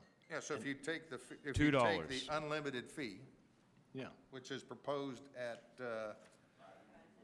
divided by $18, which is what you pay on a prepaid for Twilight, at 33 rounds. okay. So what, 34th round costs you 0, the 35th, and we know through September, on average, which means you gotta look at the normal curve, they've already played an average of 42 18-hole rounds. I understand, but now you take the 40 for the same 18 and then divide by the difference of 7 is how many dollars per round increase is that? Oh, if you- 20%'s a big number. It sounds big. That's And when we- because you're increasing the number of rounds from 29 to 33, so you're increasing break-even rounds by 4 rounds. Which equals how much per round? How much? It's a couple of dollars a round. That's all, yeah. Right. But when I say I'm going up $2 a round, well, that's not bad. I got that in my car seat. But I'm going up 20%. Oh, my Lord. Sometimes the mathematical numbers sway me really hard, and the $2 is one thing, right? So as an example, if you have a break-even of 40 rounds for the Twilight of $18 a round, and you happen to play 50 rounds, which is theoretically possible, seeing how on average they played 42 rounds through September, your average cost per round drops to $14.40 versus the going rate of 18. And no one forces anyone to buy the unlimited package. You can always play for $18. So we're talking a matter of degree, whether you break even at 33 rounds, green fee only, or break even at 40. I'm saying, since the property owners subsidize golf to the degree it does, and we take a look at actual usage, I think 40 rounds break even is a reasonable expectation, and there's no reason for us to keep going back and forth, because you got some folks that think 40 is too high, and they go to the percentage. I don't look at percentage. We're not taking the rate up. We're just saying, if you want to get the deal, you got to play more average rounds to break even. Right. But are you going to be okay when you request a morning tea time and you get a 4:30 PM tea time? Is that going to be all right with you? I'll in take July? my chances next Right. year, because I don't believe your forecast of what will happen It's will happening happen. now. It happens now. It already happens, even with play pushed to the afternoon. We still have morning tea times at a premium. As Chris stated earlier, we have overflow tea times every Monday, Wednesday, and Friday. We have people who don't get tea times. Okay. And then we lose that revenue. I'm telling you, we lose that revenue because they call and cancel, because they're not going to play at 4 o'clock in the afternoon when it's 95 degrees. Okay. Just so you know.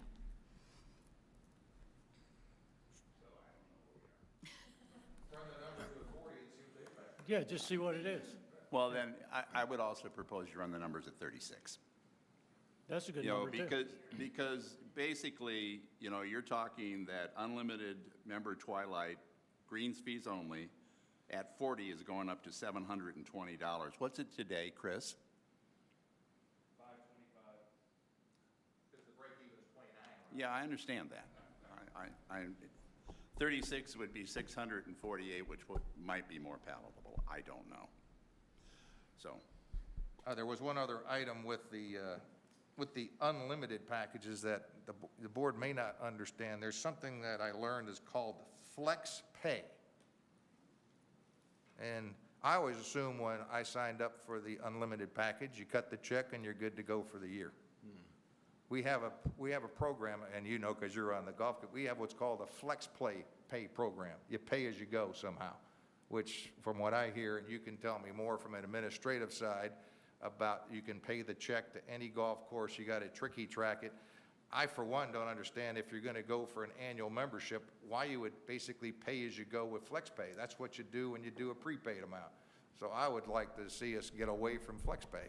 That's But I'll not- turn it over to well, we do the same. That's not how flex We pay do the works. same it's thing not. in rec, though. We allow them to pay monthly, so. Yeah. But with flex pay, that's not, you don't pay as you go. You make installment payments. Right, but my Give question credit is, card do we number. need to have installment payments on an annual membership? Because I think of it like layaway. There's not a single person in the village here that I think ever uses layaway for paying for things. We don't charge an interest rate on that money. So my neighbor here, she said, oh yeah, any finance person, you'd be stupid not to take advantage of time value of money. Yeah. And I'm like, I don't think the POA should be the bank on that type of arrangement, but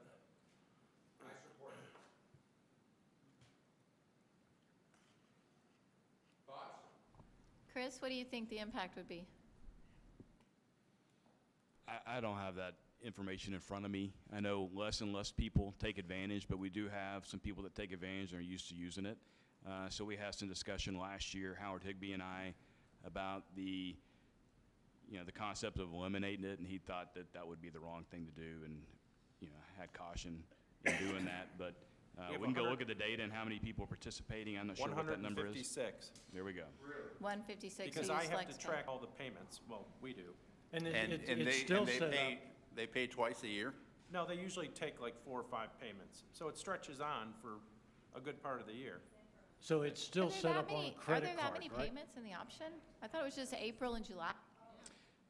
Vicky Can Klatt you manages that just- for us. It's just April and July after they make their down payment in January, which is I half don't the think it's that money. many payments. but- And this is for unlimited, so Well, they can pay basically, check, but This- if they use a credit card, they get a 3% fee. can you just, so I understand, so this is basically a payment plan for unlimited?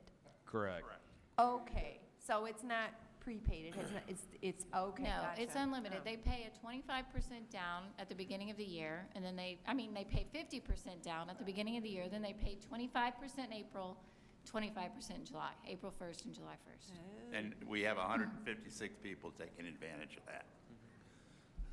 And there's, yeah, and it's the Why aren't they exact all same doing price, it? you just divide it by 4. Yeah.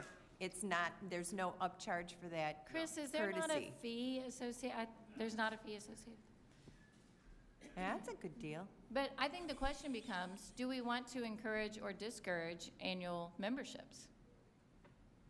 I mean, that's where we are, and I don't know the answer to that. You would know the answer to that, Chris, how it impacts. I mean, from a strictly financial revenue point of view, do we want to encourage or discourage annual memberships?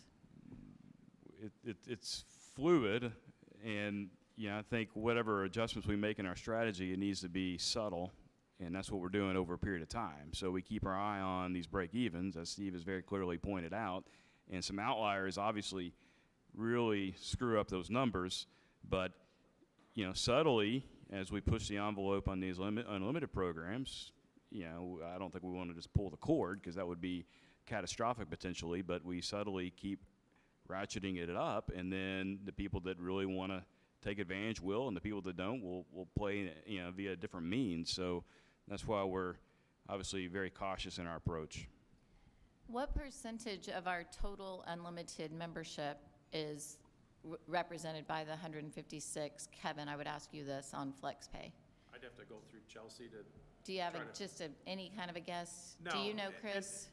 And rather than try to get a decision today, why don't I just work with Chris to do more analysis around that whole topic and bring it to the board in the November board meeting? Yeah, that'd be good, because Quick math, about a third.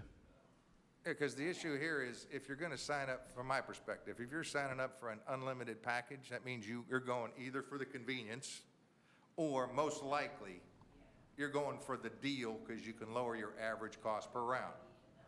You're not forced to buy the unlimited package. And I think that the value of having an unlimited membership was increased over 2020 and 21 Right. because of a pandemic. And people could just call and say, check me in. And that was awesome for both the member and the golf shop attendant to be able to do that. And honestly, even after the golf shops reopened, I still have a pretty large number of people who still, especially if they're unlimited or prepaid, they would rather call on the way to the golf shop, right? They'd rather call and check in, and that makes it easy. So will that continue? Will people continue to do that? I think there are probably some who will always do that. which may hurt our merchandise sales, so I don't know. At some point, we may And want to that's say, not, come in. it's not even pandemic-related anymore. You do No, it out it's of a convenience. convenience. I call Convenience when I'm related. on the road and say, I'm checking in. Now I don't have to go into the, sorry. Yep, saves time. But the final point is, if you want the unlimited package, why do you have to spread your payments out? And if it's an administrative nightmare and you come back and say, I'd really like to get rid of it, I fully support you. Me too. Okay. Okay. Not sure I've got. Is there anything else clear on golf? guidance, But, Well, your guidance is to run the numbers at 36 break and even of 40. 36 and 40. yes, sir. And then, you know,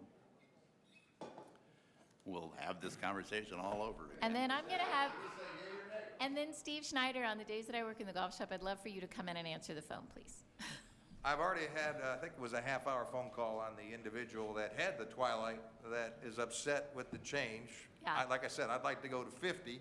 40, I think, is right, but I understand, when you lose a deal and it costs you a little bit more because you get less free rounds a year, I understand. Okay, moving on to fitness, I think rec will probably be a little less discussion.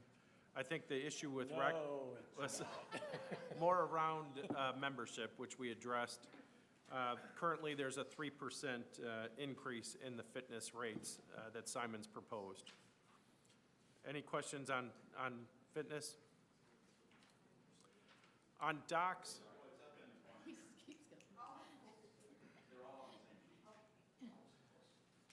On docks, currently what's in here is a 0% increase on the current dock rates. And then kayak is lowered to $200. And I think there was some discussion there. What was the original kayak charge? $344 a year. Okay. Right.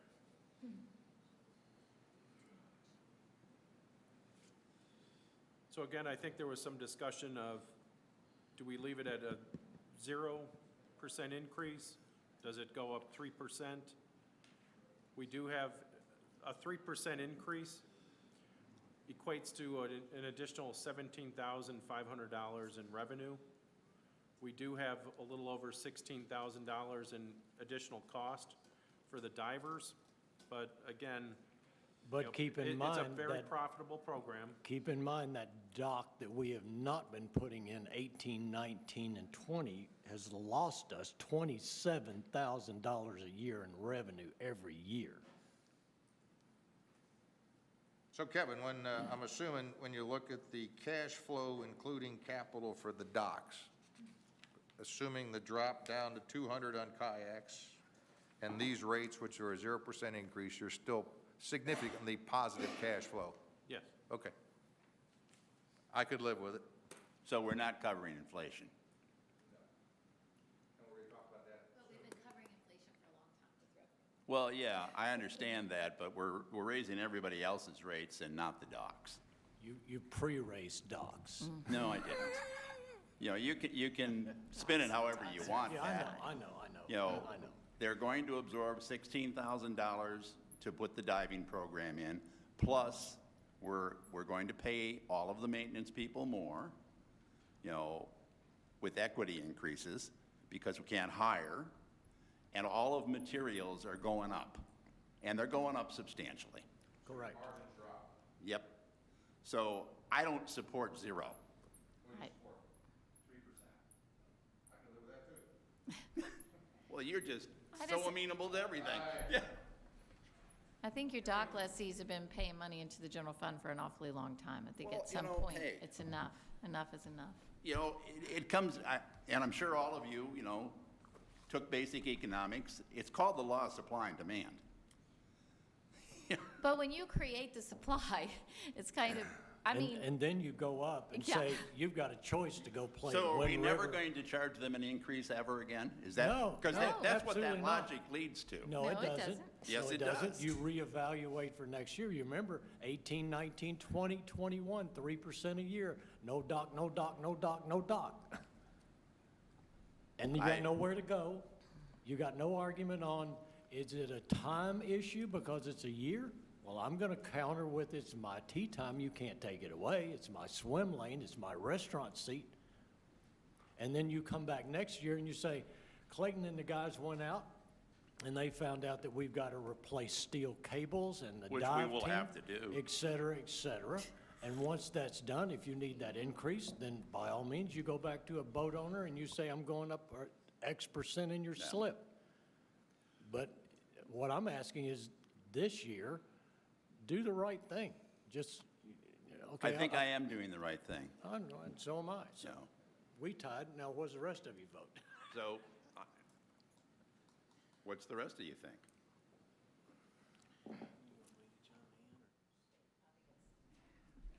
Okay, so I understand. I hear you guys saying, okay, we've already prepaid because we haven't used that money that we went up those last few years. So now. Yeah, I know. Anyway, it's, okay, the money is somewhere. But if we don't increase that 3% and now we do start spending down on all that money that we've gathered, what is that gonna do to, the margin in the reserve? Are we gonna put ourselves at risk? Are we gonna put ourselves at risk for the next thing that we need to do, or the next thing that comes up that So maybe docs we aren't didn't plan supporting other for? stuff we need to do enough? Is that what you're saying? Docs won't be supporting the other stuff that we need to do enough? I'm even asking though the it's a question. positive I'm asking the revenue? question, if we don't go up, if we keep it at zero increase, will we have enough in there to do the maintenance that we need to do forthcoming, given raising prices and all of that? Do we feel comfortable with that? And I guess I should be looking at you and looking at Clayton to see, what's the, Well, I can even take the counter to that. You've got 200 people on a wait list. They're gonna come into Tellico Village. We're going to put 2 additional, possibly 3 additional docks in. Each of them is gonna cost in the range of $250,000. That's $750,000. The existing boat owners are going to pay for churn those? out, because there are people that are gonna stop boating, and that's been somewhere between 45 and 65 boaters a year. They're gonna be leaving, new ones are gonna come in, the 200 will dwindle, but 32, 30, and 32 is not 200. And then 45 a year, somebody's gotta pay for it. So the people that are coming in are gonna come in at a higher rate. If we go up into 3%, that's only fair. My point, though, is that we've been using this argument since I got on this board of, we don't want to put it in for some reason because they're different and they've got to pay their own way, but I can put in a bunker that doesn't pay its own way. I'm not Yeah, going to rehash that. So we've been telling these boaters and villagers and future boaters that we have an amenity that pays its own way and comes up with excess revenue. Thank heavens it does, because we use that money in the POA for roads, et cetera. And my simple question is, that excess revenue, if we don't go up by, 3% or whatever it is that going to leave us short in forthcoming years? And that's what I would ask him to provide in the next meeting, because my simple calculation shows, yes, if you put in 2 more docks, you're still gonna have excess revenue of over $200,000, where right now, and again, I know the money's been used, but right now it calculates to over $700,000. So yes, it will draw it down significantly, but it will still be an excess 2 years from now when you put in 2 more 32 slip docks. Sue, to answer your question, if you remember, we got rid of the dock reserve, so we rolled it into Yeah, the yeah, I amenity know. reserve. Right. That, holding it flat with a 0% increase would impact that reserve by the $17,000 in foregone revenue for the year. I think where Pat's going, and it holds water, is if you look at the dock investment for CCI, docks, they pay for themselves, and they're, Right. if you said, hey, in the whole scheme of things of where you put, say, $400,000 a year in capital, right now, environment is very favorable to boating. If that were to change and the POA had, 150 empty slips that we Right. had to maintain, I think it'd be a very different discussion. But right now, economically, it does make sense to do docks. So it doesn't, it never is that much of a draw on the total general reserve. That continues to grow by a function of our overall net income. Yeah, well, no, I mean, I realize it's in the general reserve, but the simple question is, will it continue to pay for itself adequately regardless of where the money is put? And I'm hearing the answer is yes. Okay.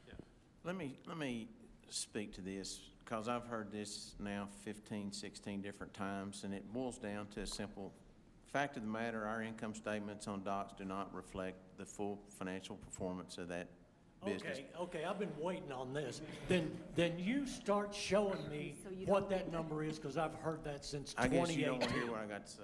Show me that number, because every year I hear the same reason. And I ask the same question, then show me the numbers. Winston, would you please finish what you were saying? I turned my microphone on. The docks, in my opinion, do not reflect on the financial statements the true cost, but they are a benefit obviously to the association. The increase, as Rick said, is completely legitimate from the standpoint of just inflation, cost, and I think an uptick in maintenance. When I look at the rates, 3%, somewhere between $20 and $60, $67 increase on a year. I think all of our dockers can, afford that and don't really have a problem with it. And also, I completely disagree with your apples and oranges equation of private amenities, but that's another discussion. But I guess the problem about adding all these docks, we got 200, 200, 200, is I've also been through the period where we had empty docks, and the POA eats and eats and eats that loss of revenue. Now, to put them in the docks now, if you were guaranteed that you'd always have the demand, would be a smart thing to do. I think in this particular position in the economy that we're at now, that might be a bit risky to do that. So, I could see, holding off on docks. Yes, they make money in this environment, but I've also seen them lose significant cash drainage. So, 0% increase, and not a board member, have no vote, but I think is not financially wise at this time. Well, the counter to that was, we had the same argument and the same counter in 2018, 2019, 2020. It was not financially viable to put those docks in, and we went up 3%, and we didn't put them in, and we now have a projected, which we projected back in 2018, over 200 people on a waiting list with the current MLS turnover, the sales of new homes, the people moving in here, and quite honestly, that does not hold water, and shame on us for not putting them back in hold on, 27. Pat, are you assuming that we're going to provide a dock for every person that lives in Delco Village? So you're always going to have a waiting list, and it'll probably be at least 200 people because of the turnover here in the village. Which Yes, says we'll so- never have so- empty docks then. Well, so- we shouldn't have empty docks. So again, let's go back But, to this. when the economy turned in 2008, we had close to 100 empty docks. Yeah. But how many total households did you have? That's what you need to look at, is that ratio of docks to Absolutely. households. And the people moving in, moving out, the new home bills, the generation of the revenue. And again, we've lost out over $27,000 a year since 2018 on revenue, Pat, and you're let only me- generating $15,000 on a 3% increase. Pat, if I knew what I know now about 18, 19, and 20, there's many things I would have done different. Okay, so When Clayton, 20 how when- many homes did you approve in the last ACC meeting? No, not approve, but how many did you, it was like 24, right? It's been that way every single 2 weeks for But the you last. can't assume that's going to last forever. No, Yeah, so it's- let's make the assumption like we've done since, let's make the assumption like we've done since 2018, it's not gonna happen, let's just don't do it.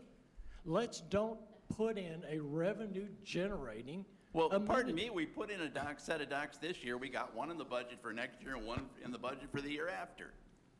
And how were they paid for? A 3% increase, 18, 19, 20, right? That's not true.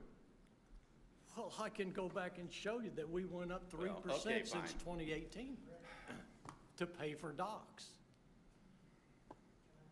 Yeah, come on up to the microphone, please.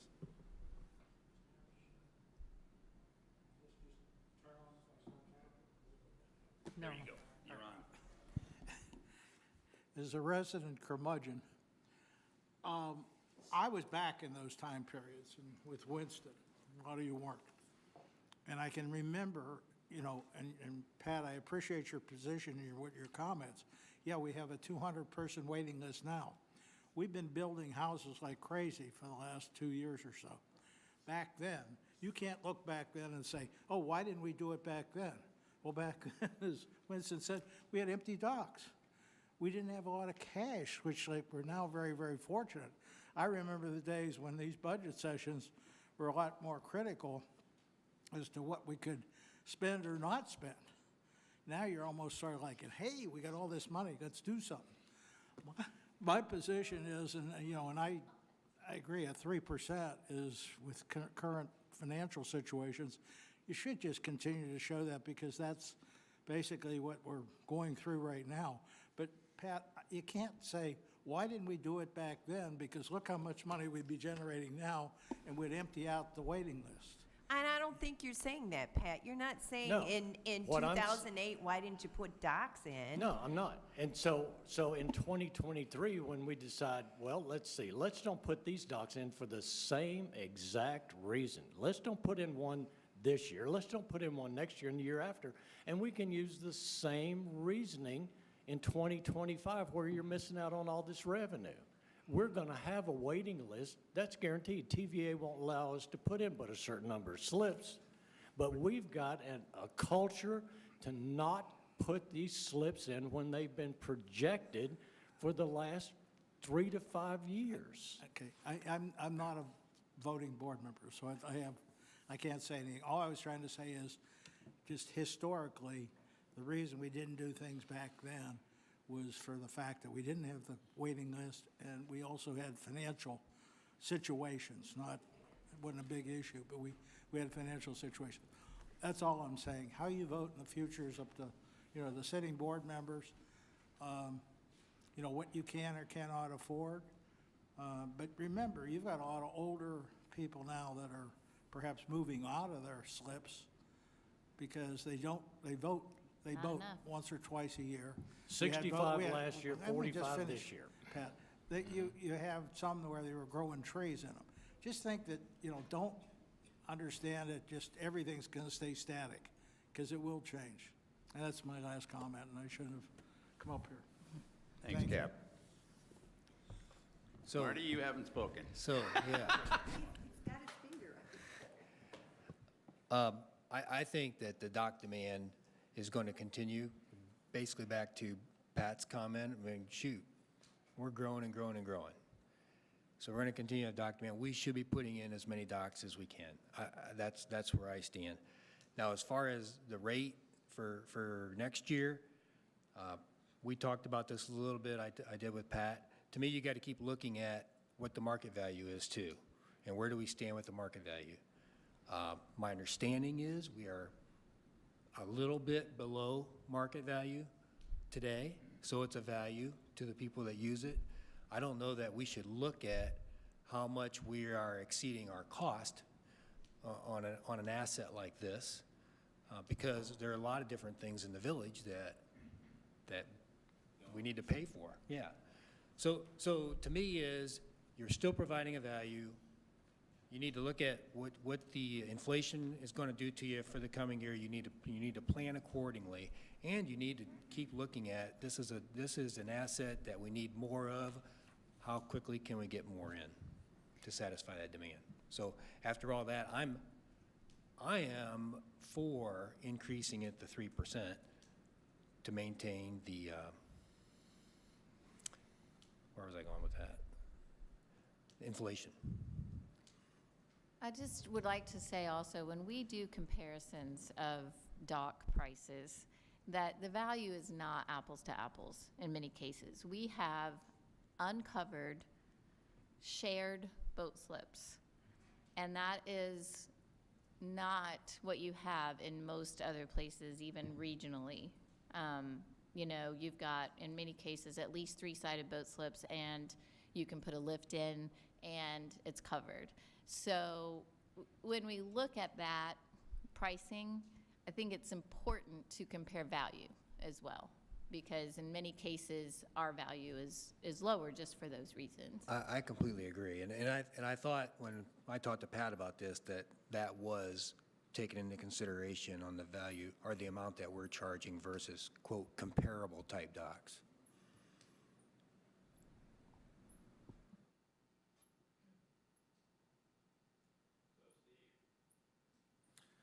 The logic about the inflation, which we'll get to here shortly, because what we've got built in my opinion, is way too low. I think 3% would be acceptable to offset the increased cost for maintenance and added services.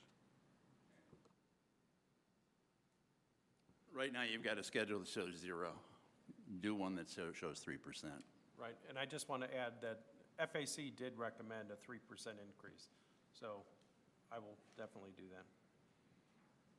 Okay. Okay, on the RV storage, that is held flat as well year over year. You know, we did some improvements on the secured lot. They're all fully leased.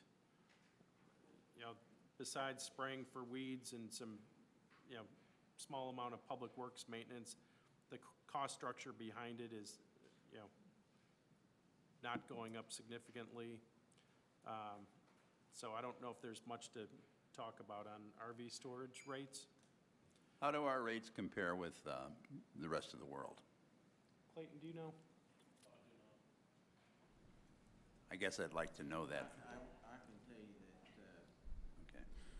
my son rented a little spot to put a boat, and it was $100 a month, and he couldn't wait to find a place to put it on the farm to get it out of there. So I think, but this is what our property owners want. I mean, I hear the talk about the docks and the RV storage all the time. This is what our property owners want. They want cheap, inexpensive docks, and they want double-sided docks. They didn't want roofs, because we started off, if you look at the ABC docks, they had roofs on them, and then they complained about the price. So you can't have it both ways. Use that against the board on adjustment for rates, because we don't have single slips with roofs. And the RV's the same way. We give them what they want. Now, if they want concrete pads, covered locked doors, air conditioning and so forth, that can be done, but then I think you'll find that our property owners probably don't want that. Likewise, can be done the same for the docks. Okay. On the utility rates for water and sewer, right now they're held flat as well. We anticipate, you know, LUB tasks will typically do rate increases, so the cost structure definitely goes up. We did leave it flat. Obviously, water and sewer still provides net income to fund the water and sewer reserve. Frankly, one justification that I use to keep it flat, we've got to look at for next year redoing all of our water and sewer rates. We've talked about this for 2 years now, about, you know, our inverted structure with rates, where it's almost an incentive to use more and more water versus use less water. So I'd like to, next year, look at how we can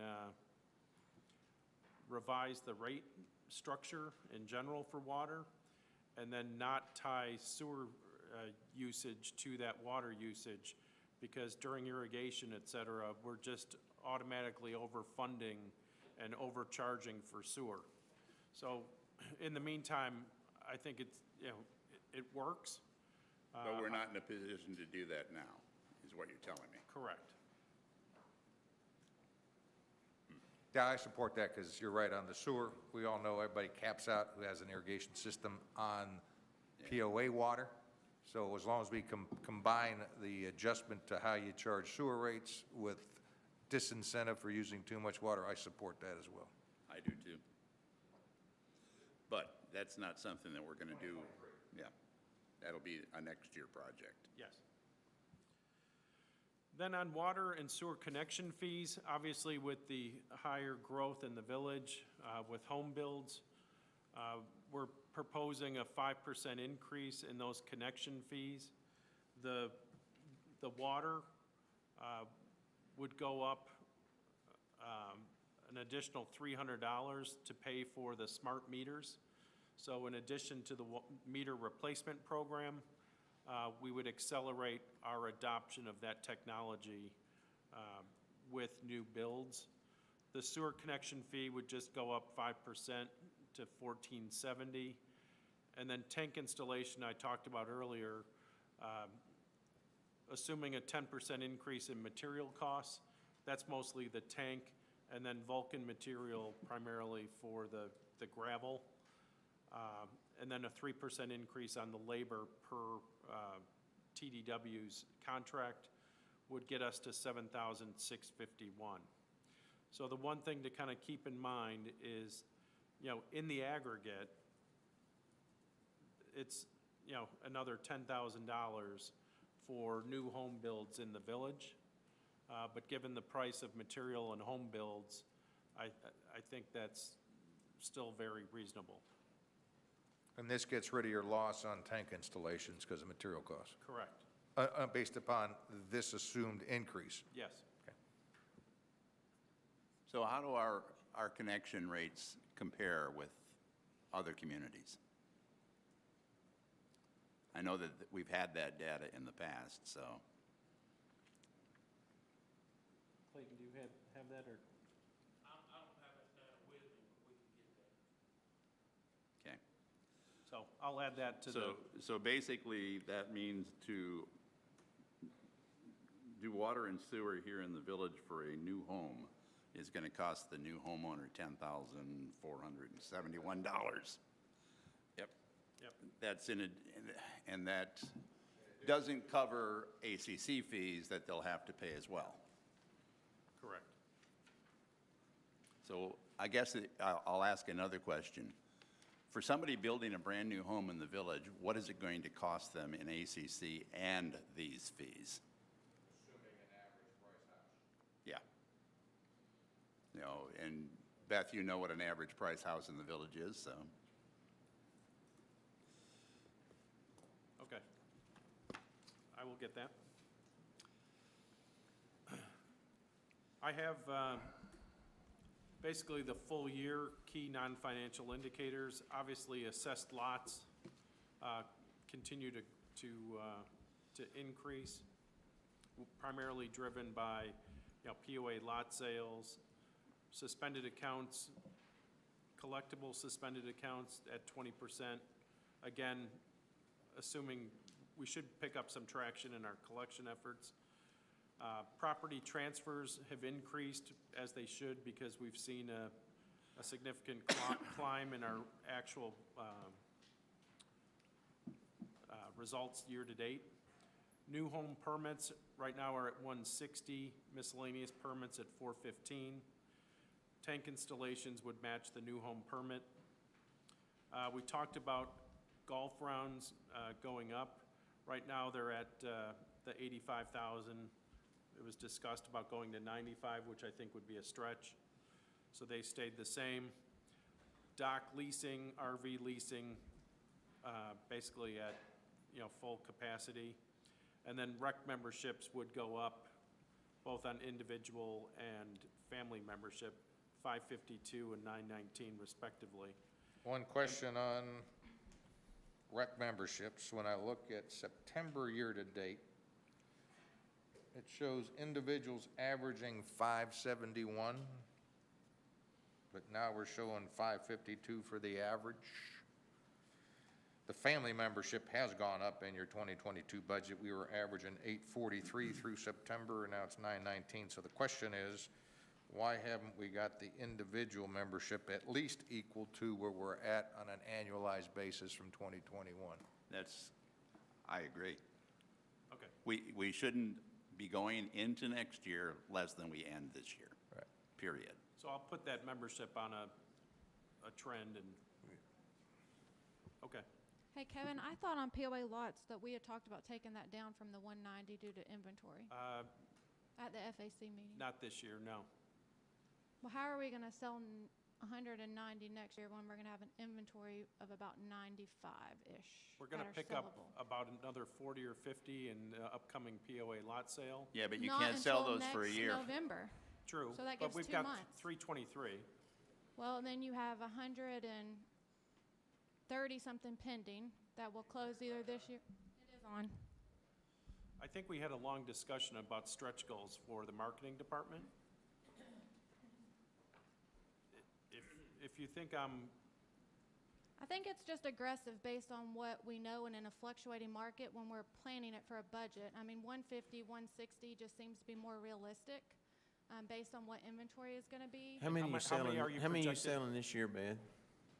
It's 226. I think it's 272. I don't know. 246, and we got 3 months left? and I think there's Right, about and then we 30 this month. And we have quite a bit pending that will close out either the rest of this year or first quarter.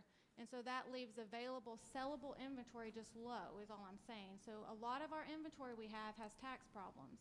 120-something on the inventory currently all have tax problems that are going to require a lot of work on Richie's part to get them sellable. So I'm just saying that I think 190 is just a little aggressive based on the inventory. 150 seems more realistic when you're building a budget with it. I mean, you can do what you want. I just want to just put that out there. Well, I don't have a problem with the reach goal, but I do have a problem with a goal that's impossible to make. Has Beth ever missed a goal?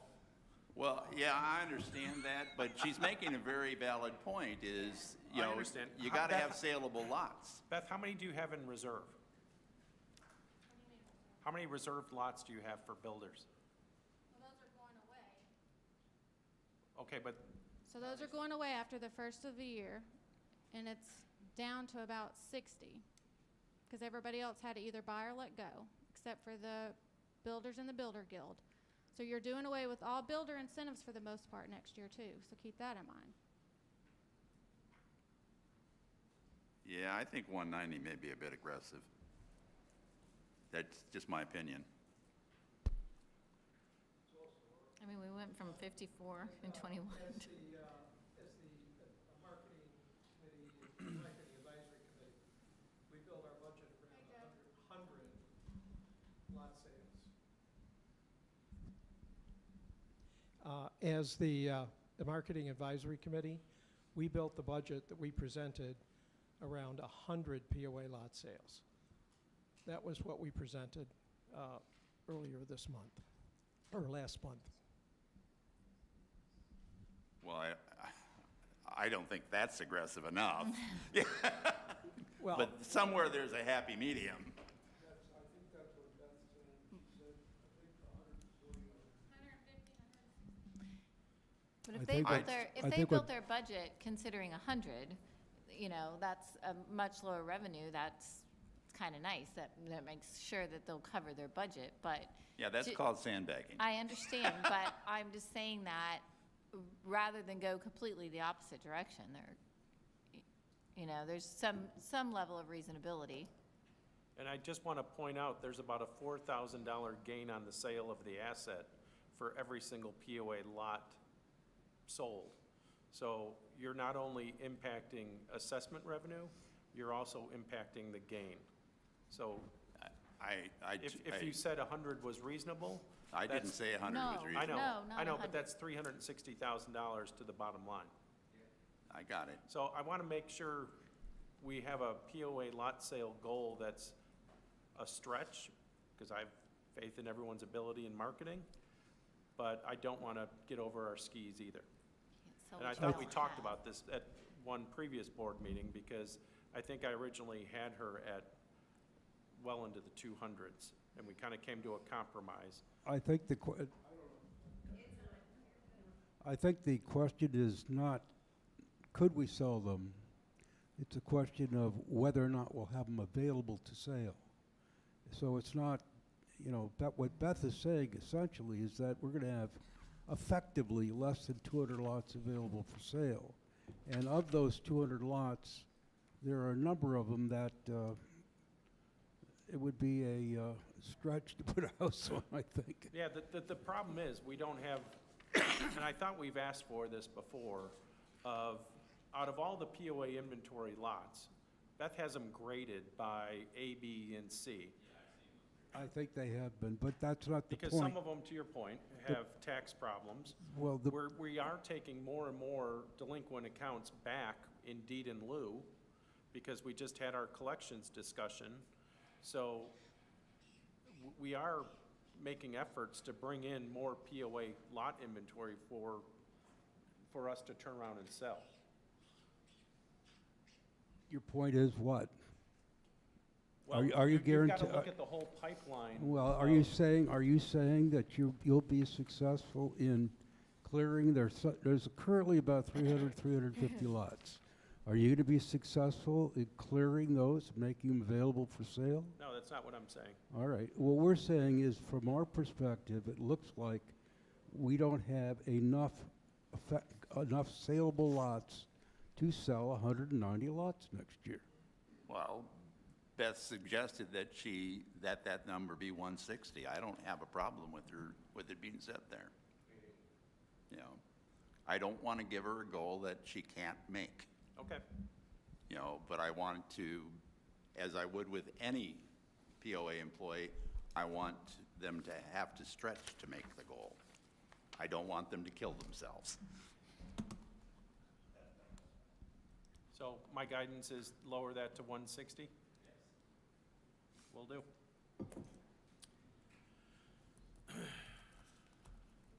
Okay, this next topic relates to the top line with assessment rate increases. Right now, I've got 3.74% increase built in to take us to an even 150 a month. Per the CNRs, and this has never, I don't think in the history of the POA, been able to be invoked, but per the CNRs, we can go to the greater of 5% or the increase in the CPI for 12-month period ending June 30th of the preceding year. So that would be June 30th, 2021, using the all urban consumer U.S. city average for general summary all items, according to the Bureau of Labor Statistics. So that is the chapter and verse that I'm quoting. I did go to the Bureau of Labor Statistics and downloaded the raw data, and that's what this query returned. You'll see at the top the parameters that the data encompasses is almost verbatim with the CNR.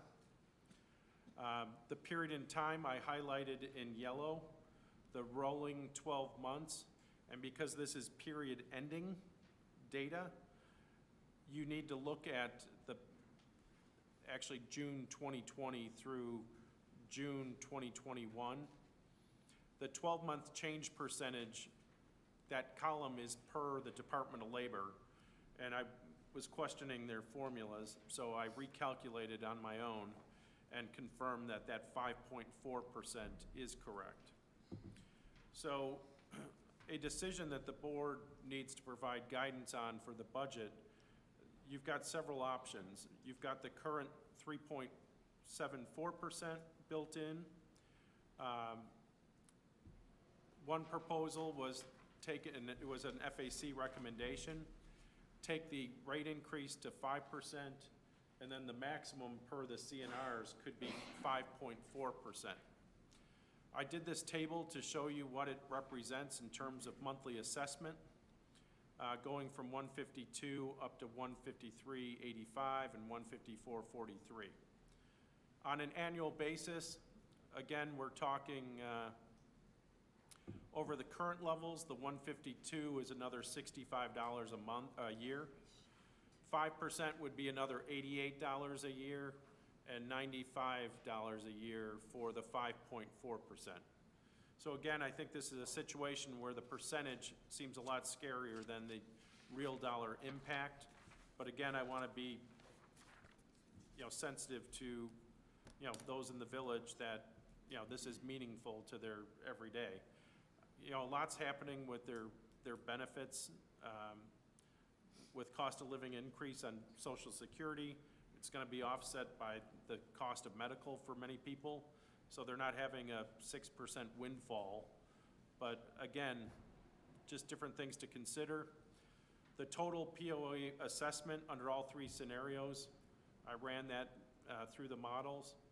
The increase over the current budget, the 5% would get an incremental $152,000 in revenue, and the 5.4 would get you a little over $200,000 in revenue.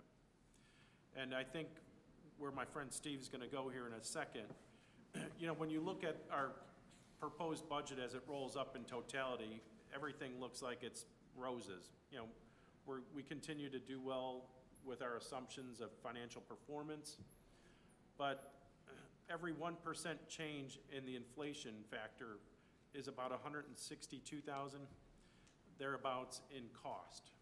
So FAC, if you remember, we had the recommendation of adjust salaries as needed given that labor market, and then take a 4% increase in cost for this current year baseline, and then somehow magically the Federal Reserve will,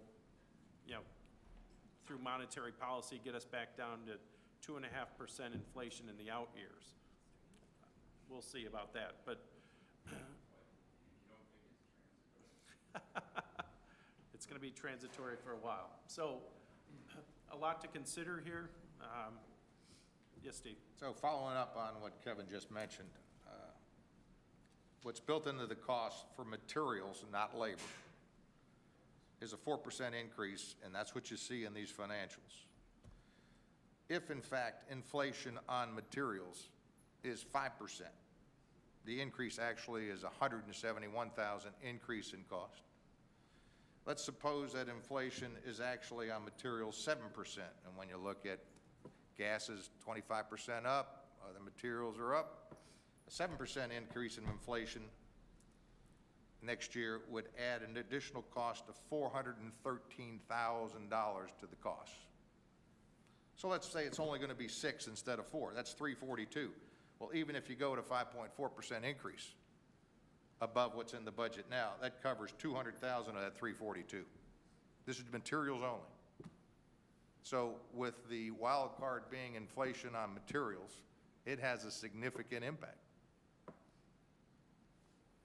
So the FAC recommended a 5% to support additional reserves. What may happen is that 5% may be needed to cover unexpected inflation above the 4%. We're in highly volatile times, as you know. So when I look at this, I realize we could go up to 5.4%. I would support the FAC recommendation and stick with the 5%. And if inflation doesn't hit 6% or 7%, it gets put into reserves. It doesn't go anywhere. And when I look at it, again, we had the discussion earlier about percentages. When you go from 5 to 5.4%, the difference is, it would go up from current $733 to $791. That's 58 cents a month. And you're generating a difference of $48,077 for the total assessment. To me, that's not a significant enough number to justify the impact of doing something for the first time. Well, yeah, and I agree. I mean, just because we can do it doesn't mean we should. Exactly. I want to remind the board of something, and two of you were not on the board when these commitments were made. In 2019, we built 2 clubhouses, and the board stated that we'll be at 5% until we replenish our reserves. In 2021 forecast for year end, we will have 3.5 million in operating cash and 8.8 million in reserves. The 2022 budget, as it's currently laid out, has 2.5 million in operating cash, and our target usually has been 1.5, so I could argue that the extra one should go into reserves. And we have 10.5 million in reserves, but that includes water and sewer. Without water and sewer, it's 8.2. At the July board meeting, this board voted to establish 7.3 million as the total reserve target for the 2022 budget. Now, if we are being honest with homeowners and property owners, we basically are going to be telling them, well, what we told you back in 2019 isn't true, and we're not going to do that. So I would tell you there's a credibility issue here. And I would counter that by saying, at the point, that was the best information at the time, and the 7.4 that was voted on by the board. 7.3. 7.3 is an estimate that's not justified by a reserve fund study. So with that stating that you're going with an estimate as to what the reserve ought to be, and the unknown with inflation, and going back to at the point in time we built those, that was our best information at the time. I'm just telling you, I understand. we will be called out from a credibility standpoint. And I can handle that. Yeah, and so using that term credibility, what if there'd been another housing recession? Well, yeah, all things would change. What, and that's to his point. Things do change, and we did exactly what we said we were going to do. Exactly what we said we were going to do. And now you're into a position right now, if you order, using a personal example, I broke a knob on my range top in my house. I've been waiting 8 months for this thing. You got pickup trucks sitting out here waiting on computer parts. You got a backlog of things in this world that are unbelievable. You go to restaurants, they're closing because they can't get staffing. We sat here and said we're going to increase our starting wage rate and pay bonuses. We weren't looking at that back when we said this. Yeah, I understand And we that. did I'm just reminding the board what we said. But you used the word credibility, and And by the way, that's how some people will view it. And yeah, and some people can look at it like I have 8 eyes instead of just 4. Now I got 2. See? They can look at it any way they want, but if they go back and look, they will see exactly what we talked about. And as an example, oh, this just went up to an all-time high for the day. There are only 7 of these people that are going to accuse me of your word. I'm not credible. I will argue that till the day I die. We did exactly what we said we were going to do. My credibility is intact. Now, you can take it any way you want. And again, I'm pointing out what we have said in the past. And we did that. Well, Right, not- and Not totally. to Pat's point, I mean, so one factor in determining how you're going to change this one way or the other is exactly what you said. We said, okay, our reserves are low. For that particular reason, we know we're going to keep it at 5%. There's many other factors on which we base the increase or decrease of assessments, and he points out one of them. We don't know where inflation's going to go. We don't know where costs are going to go. And if you want to look at the total number, let's go to the bank and get our money back that we paid off TOCA with. It'll jack up your reserves some more. Yeah, and then my point is, until you actually go through a detailed reserve fund study, hopefully what we got in reserve matches a 30% or whatever the board decides is required. My concern is what the FAC's concern is even at 7.3 or my 9 million bogey or 11 million bogey, may be woefully short, don't know. So based upon that, not knowing what the reserve ought to be until the study's complete, and looking at these and seeing what's going on with inflation and supply chains, I can't support leaving the budget at 3.74. And I agree, just because you can charge 5.4, you don't charge 5.4. So I would go, my recommendation is we go with the FAC recommendation and go with 5%. So I know Cap's on his way up here, but I'm going to make a comment too. I'm in agreement also with the Finance Committee. I just think there's too many unknowns out there that it would be, irresponsible might be the wrong word, but it's close, because we have to look at being sure that we stay viable. And even though we talked about this reserve number, I think that there's, at least from my perspective, there was a little bit of misleading conversation when we had that discussion in terms of what we knew when we approved that. So I just believe that because of all the other unknowns, the right thing to do is to do the FAC recommendation of 5%.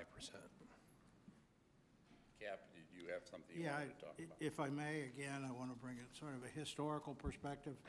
Having sat on the board and having voted for the 5% ad infinitum out into the future, that was predicated upon reaching, i.e., operating cash of $1.5 million and a reserve at that time of $9 million. That was our goal, the reason that the board at that time voted for those 5%.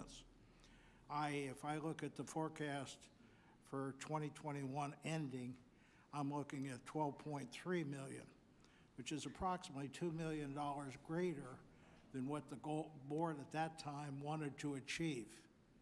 So you've got, in essence, $2 million approximately sitting in your hip pocket that is greater than what the sitting board at that time envisioned the future to be. Now, I realize that, yes, we don't know what the inflation situation, and we don't know what the Fed's going to do per se, but you've got basically $2 million more than what we wanted to achieve back at that time to perhaps address if something comes in at the 5.4 or whatever. There are people in this village, yes, there's going to be a pretty good increase in Social Security, but there are people that have been here for significant years that have gone through the 555s and that perhaps it might be nice to just show that the current board is considering their situation. I had been hoping that we would come in at 4. You're at 3.74 with the numbers that are forecast here, which show the reserves growing somewhat significantly. It shows the operating cash now going to be at 2.5 rather than 1.5. I would hope that this sitting board might throw a little bit of a lifeline out there to people and say, hey, just because we could do it, or just because it's been forecast to be that in the past, we're going to do it. You've got $2 million approximately more than what we had as a goal when we voted. Let's hopefully give these poor people a lifeline. Thank you. Okay, well, we've got to give Kevin guidance. And Rick, I think it's guidance on two things. One is the rate, and then what should he stay with 4% inflation on materials?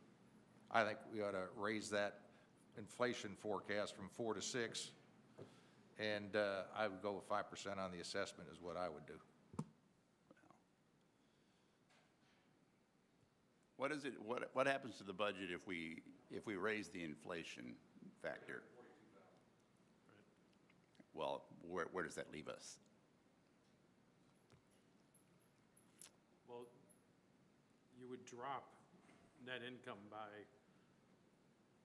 200,000. Yeah. Okay.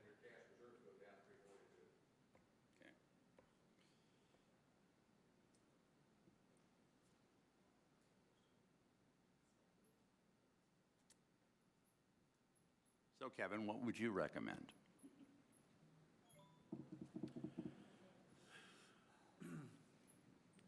It's not going to make me popular, but I agree with Steve. I think there's a lot of risk in our expense structure because I'll tell you, I could look around to all the managers in all the departments, and right now vendors are not giving you firm quotes on any materials. They're all hedging. They say, I'll write you up a quote, but it's subject to change when they finally get materials and the supply chain opens up. The old price. Exactly. So Well, we took a PPP loan, and again, we did not all agree on taking it or not, but we did, hedging the fact that we had no idea what was going to happen in the next year or so. Okay, and that loan was forgiven. There are issues, and I watched it on the news this morning, a little bit last night. I really don't like watching the news because I'm watching a lot of professional people lose their jobs for various reasons. What if this continues?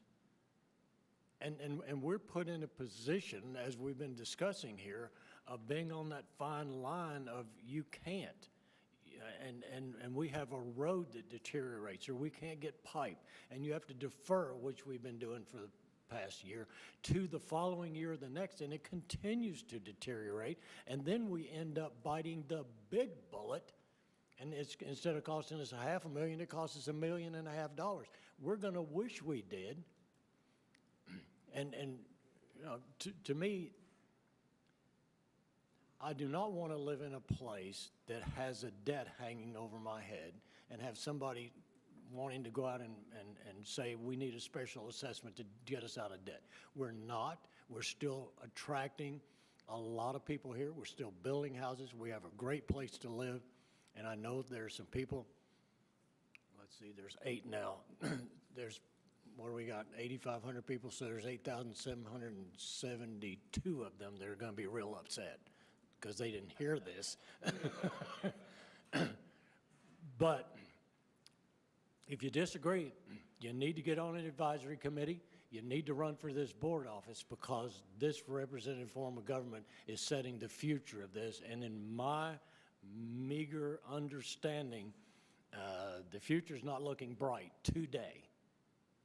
And if we don't adjust for it, we could be hurting tomorrow. I think the future looks uncertain. I'd like to just bring forward another real-world example, and that's the Pickleplex, the Oh, courts. yeah. I mean, so when we first put together the plan, you know, for the new courts, we were saying just to put the courts in was going to be roughly $20,000 per court. So we said, okay, that's $80,000, and let's throw contingency in there. That's $100,000. So from Timeless Teleco, we said, okay, we need to raise $100,000 so we can start building these courts. Well, then as time went along, we said, well, let's be safe. Let's bump it up to $130,000. So that became our target. Then we got a bid. We put 7 bids out there, got 1 back, and the total was over $200,000. So we went from thinking it was going to be $80,000 to over $200,000. So back to Steve's point on supply chain and inflation, there's a lot of risk out there today. So there's, you know, we can cite lots of different examples, and believe me, I don't really want to see our assessment increase either if it doesn't have to, but I just think that with the world we're living in today, we've got to be careful what we do. I don't disagree with that.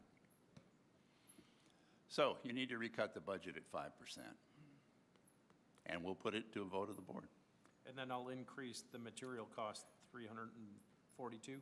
I'd recommend you take it up 6% versus the 4 you got in, which it should be 344 or 42. That seems excessive. I don't know. I'd only take it up to 5.5.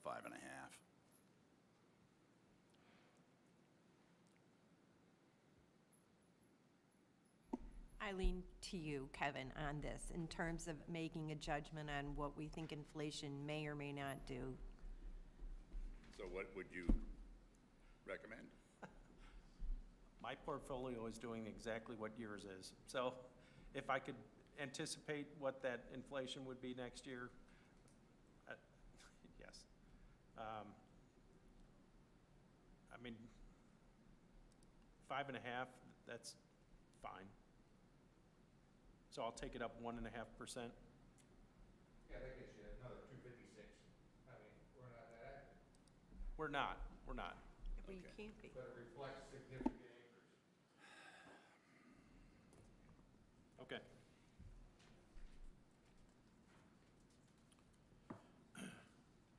I provided these appendices. I don't, my intention was not to go through these in detail. Again, I'll adjust some of these schedules to reflect the cash flow impact of each of these divisions. But again, it's some additional detail year over year of administration, utilities, golf, rec, food service, and dock and RV, and public safety. Here is a monthly gating of our income statement. As usual, we've got loss happening in the first few months, and then it picks up and continues through the end of the year to get us to 2.4. This revenue detail shows you the different components coming through. Assessment revenue, which will change, gas dock revenue, interest income, service charge or property transfer fees, the marketing program, administrative service fees, CAF revenue. You know, again, here, we've got a lot of different sources of revenue coming in through the village, both in user fees and assessment. So a lot going on. But again, you know, almost to 28 million in overall revenue.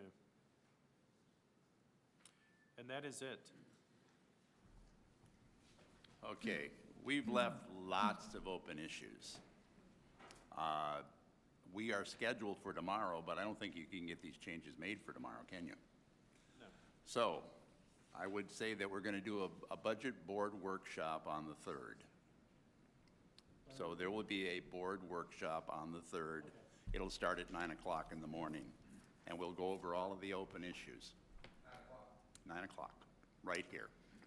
Can I ask a question? You may ask whatever you like. This is based on, okay, if you go back to the page that's changes since the last review of strategic investments, it says we're carrying over 2021 capital, 150,000 for the yacht club reno.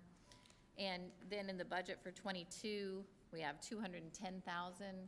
So is that reflected, is the 150 carryover, is that all part of the same thing? Or the reason I'm asking this is because I have the capital update from the October board meeting, and there's $760,291 of capital that says to be requested this year.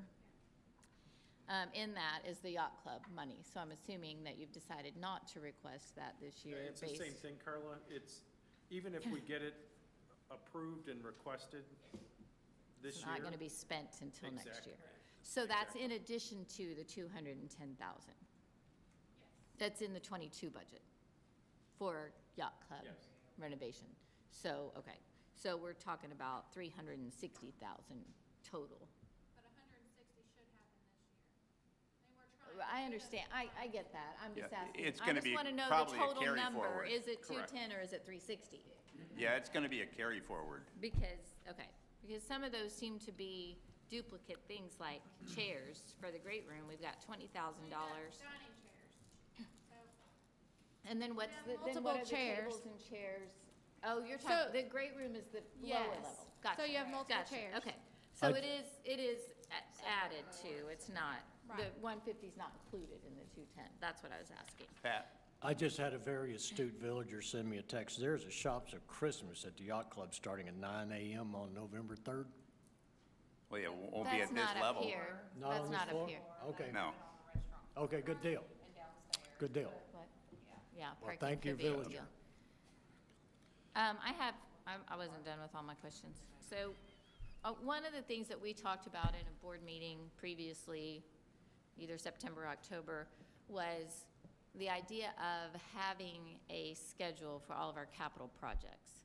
Because we have a situation going on right now where we're trying to budget for a kitchen expansion that we're just now getting the information back from having a study done. And so we didn't have that information when it was time to do the budget for this year to figure that out. So what I would love to see when this budget is approved in November, however it looks then, that we have some sort of these are all the capital projects that we just approved in this budget, and this is the schedule of when they're expected to happen. And that can change, I get it. I get that things will change, and especially with the supply chain the way that it is, and getting bids and all of that kind of stuff.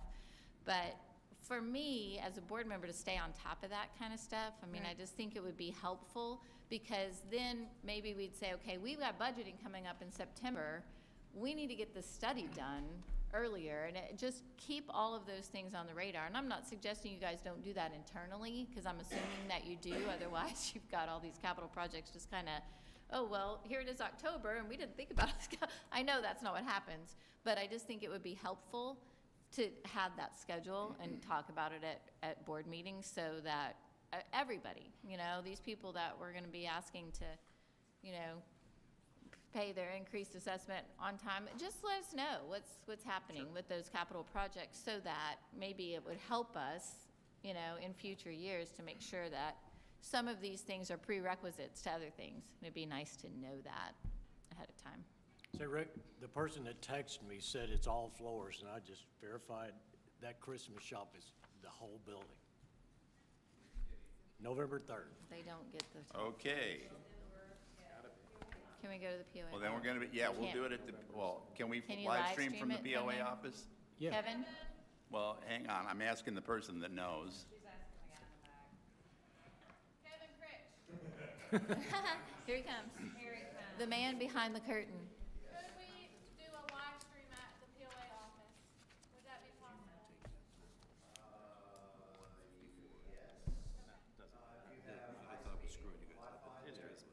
All right, Rick. Okay, so we'll still do it on the 3rd, and it'll be at the POA office instead of here. Right, yeah, so 9 no a.m. more, no, for those 8 still watching, I'm sorry? November the 3rd, 9 o'clock. 9 o'clock. POA office. POA office, Right. right, And there will be no meeting tomorrow. right. Yes. It'll be open to room capacity. And it's a much smaller room, so. Ask a quick question. I thought you said increase by 1.5, so you're talking Increase, 5.2%? no, increase. The inflation factor The cap? the inflation factor is 5.5, and the assessment is 5. That, Correct. yeah. And that's based on what inflation is doing and the uncertainty of the next, probably, year. Well, wouldn't be the first time. Okay, so is there any other business? Okay, I'm going to adjourn the meeting. Thank you. Good deal.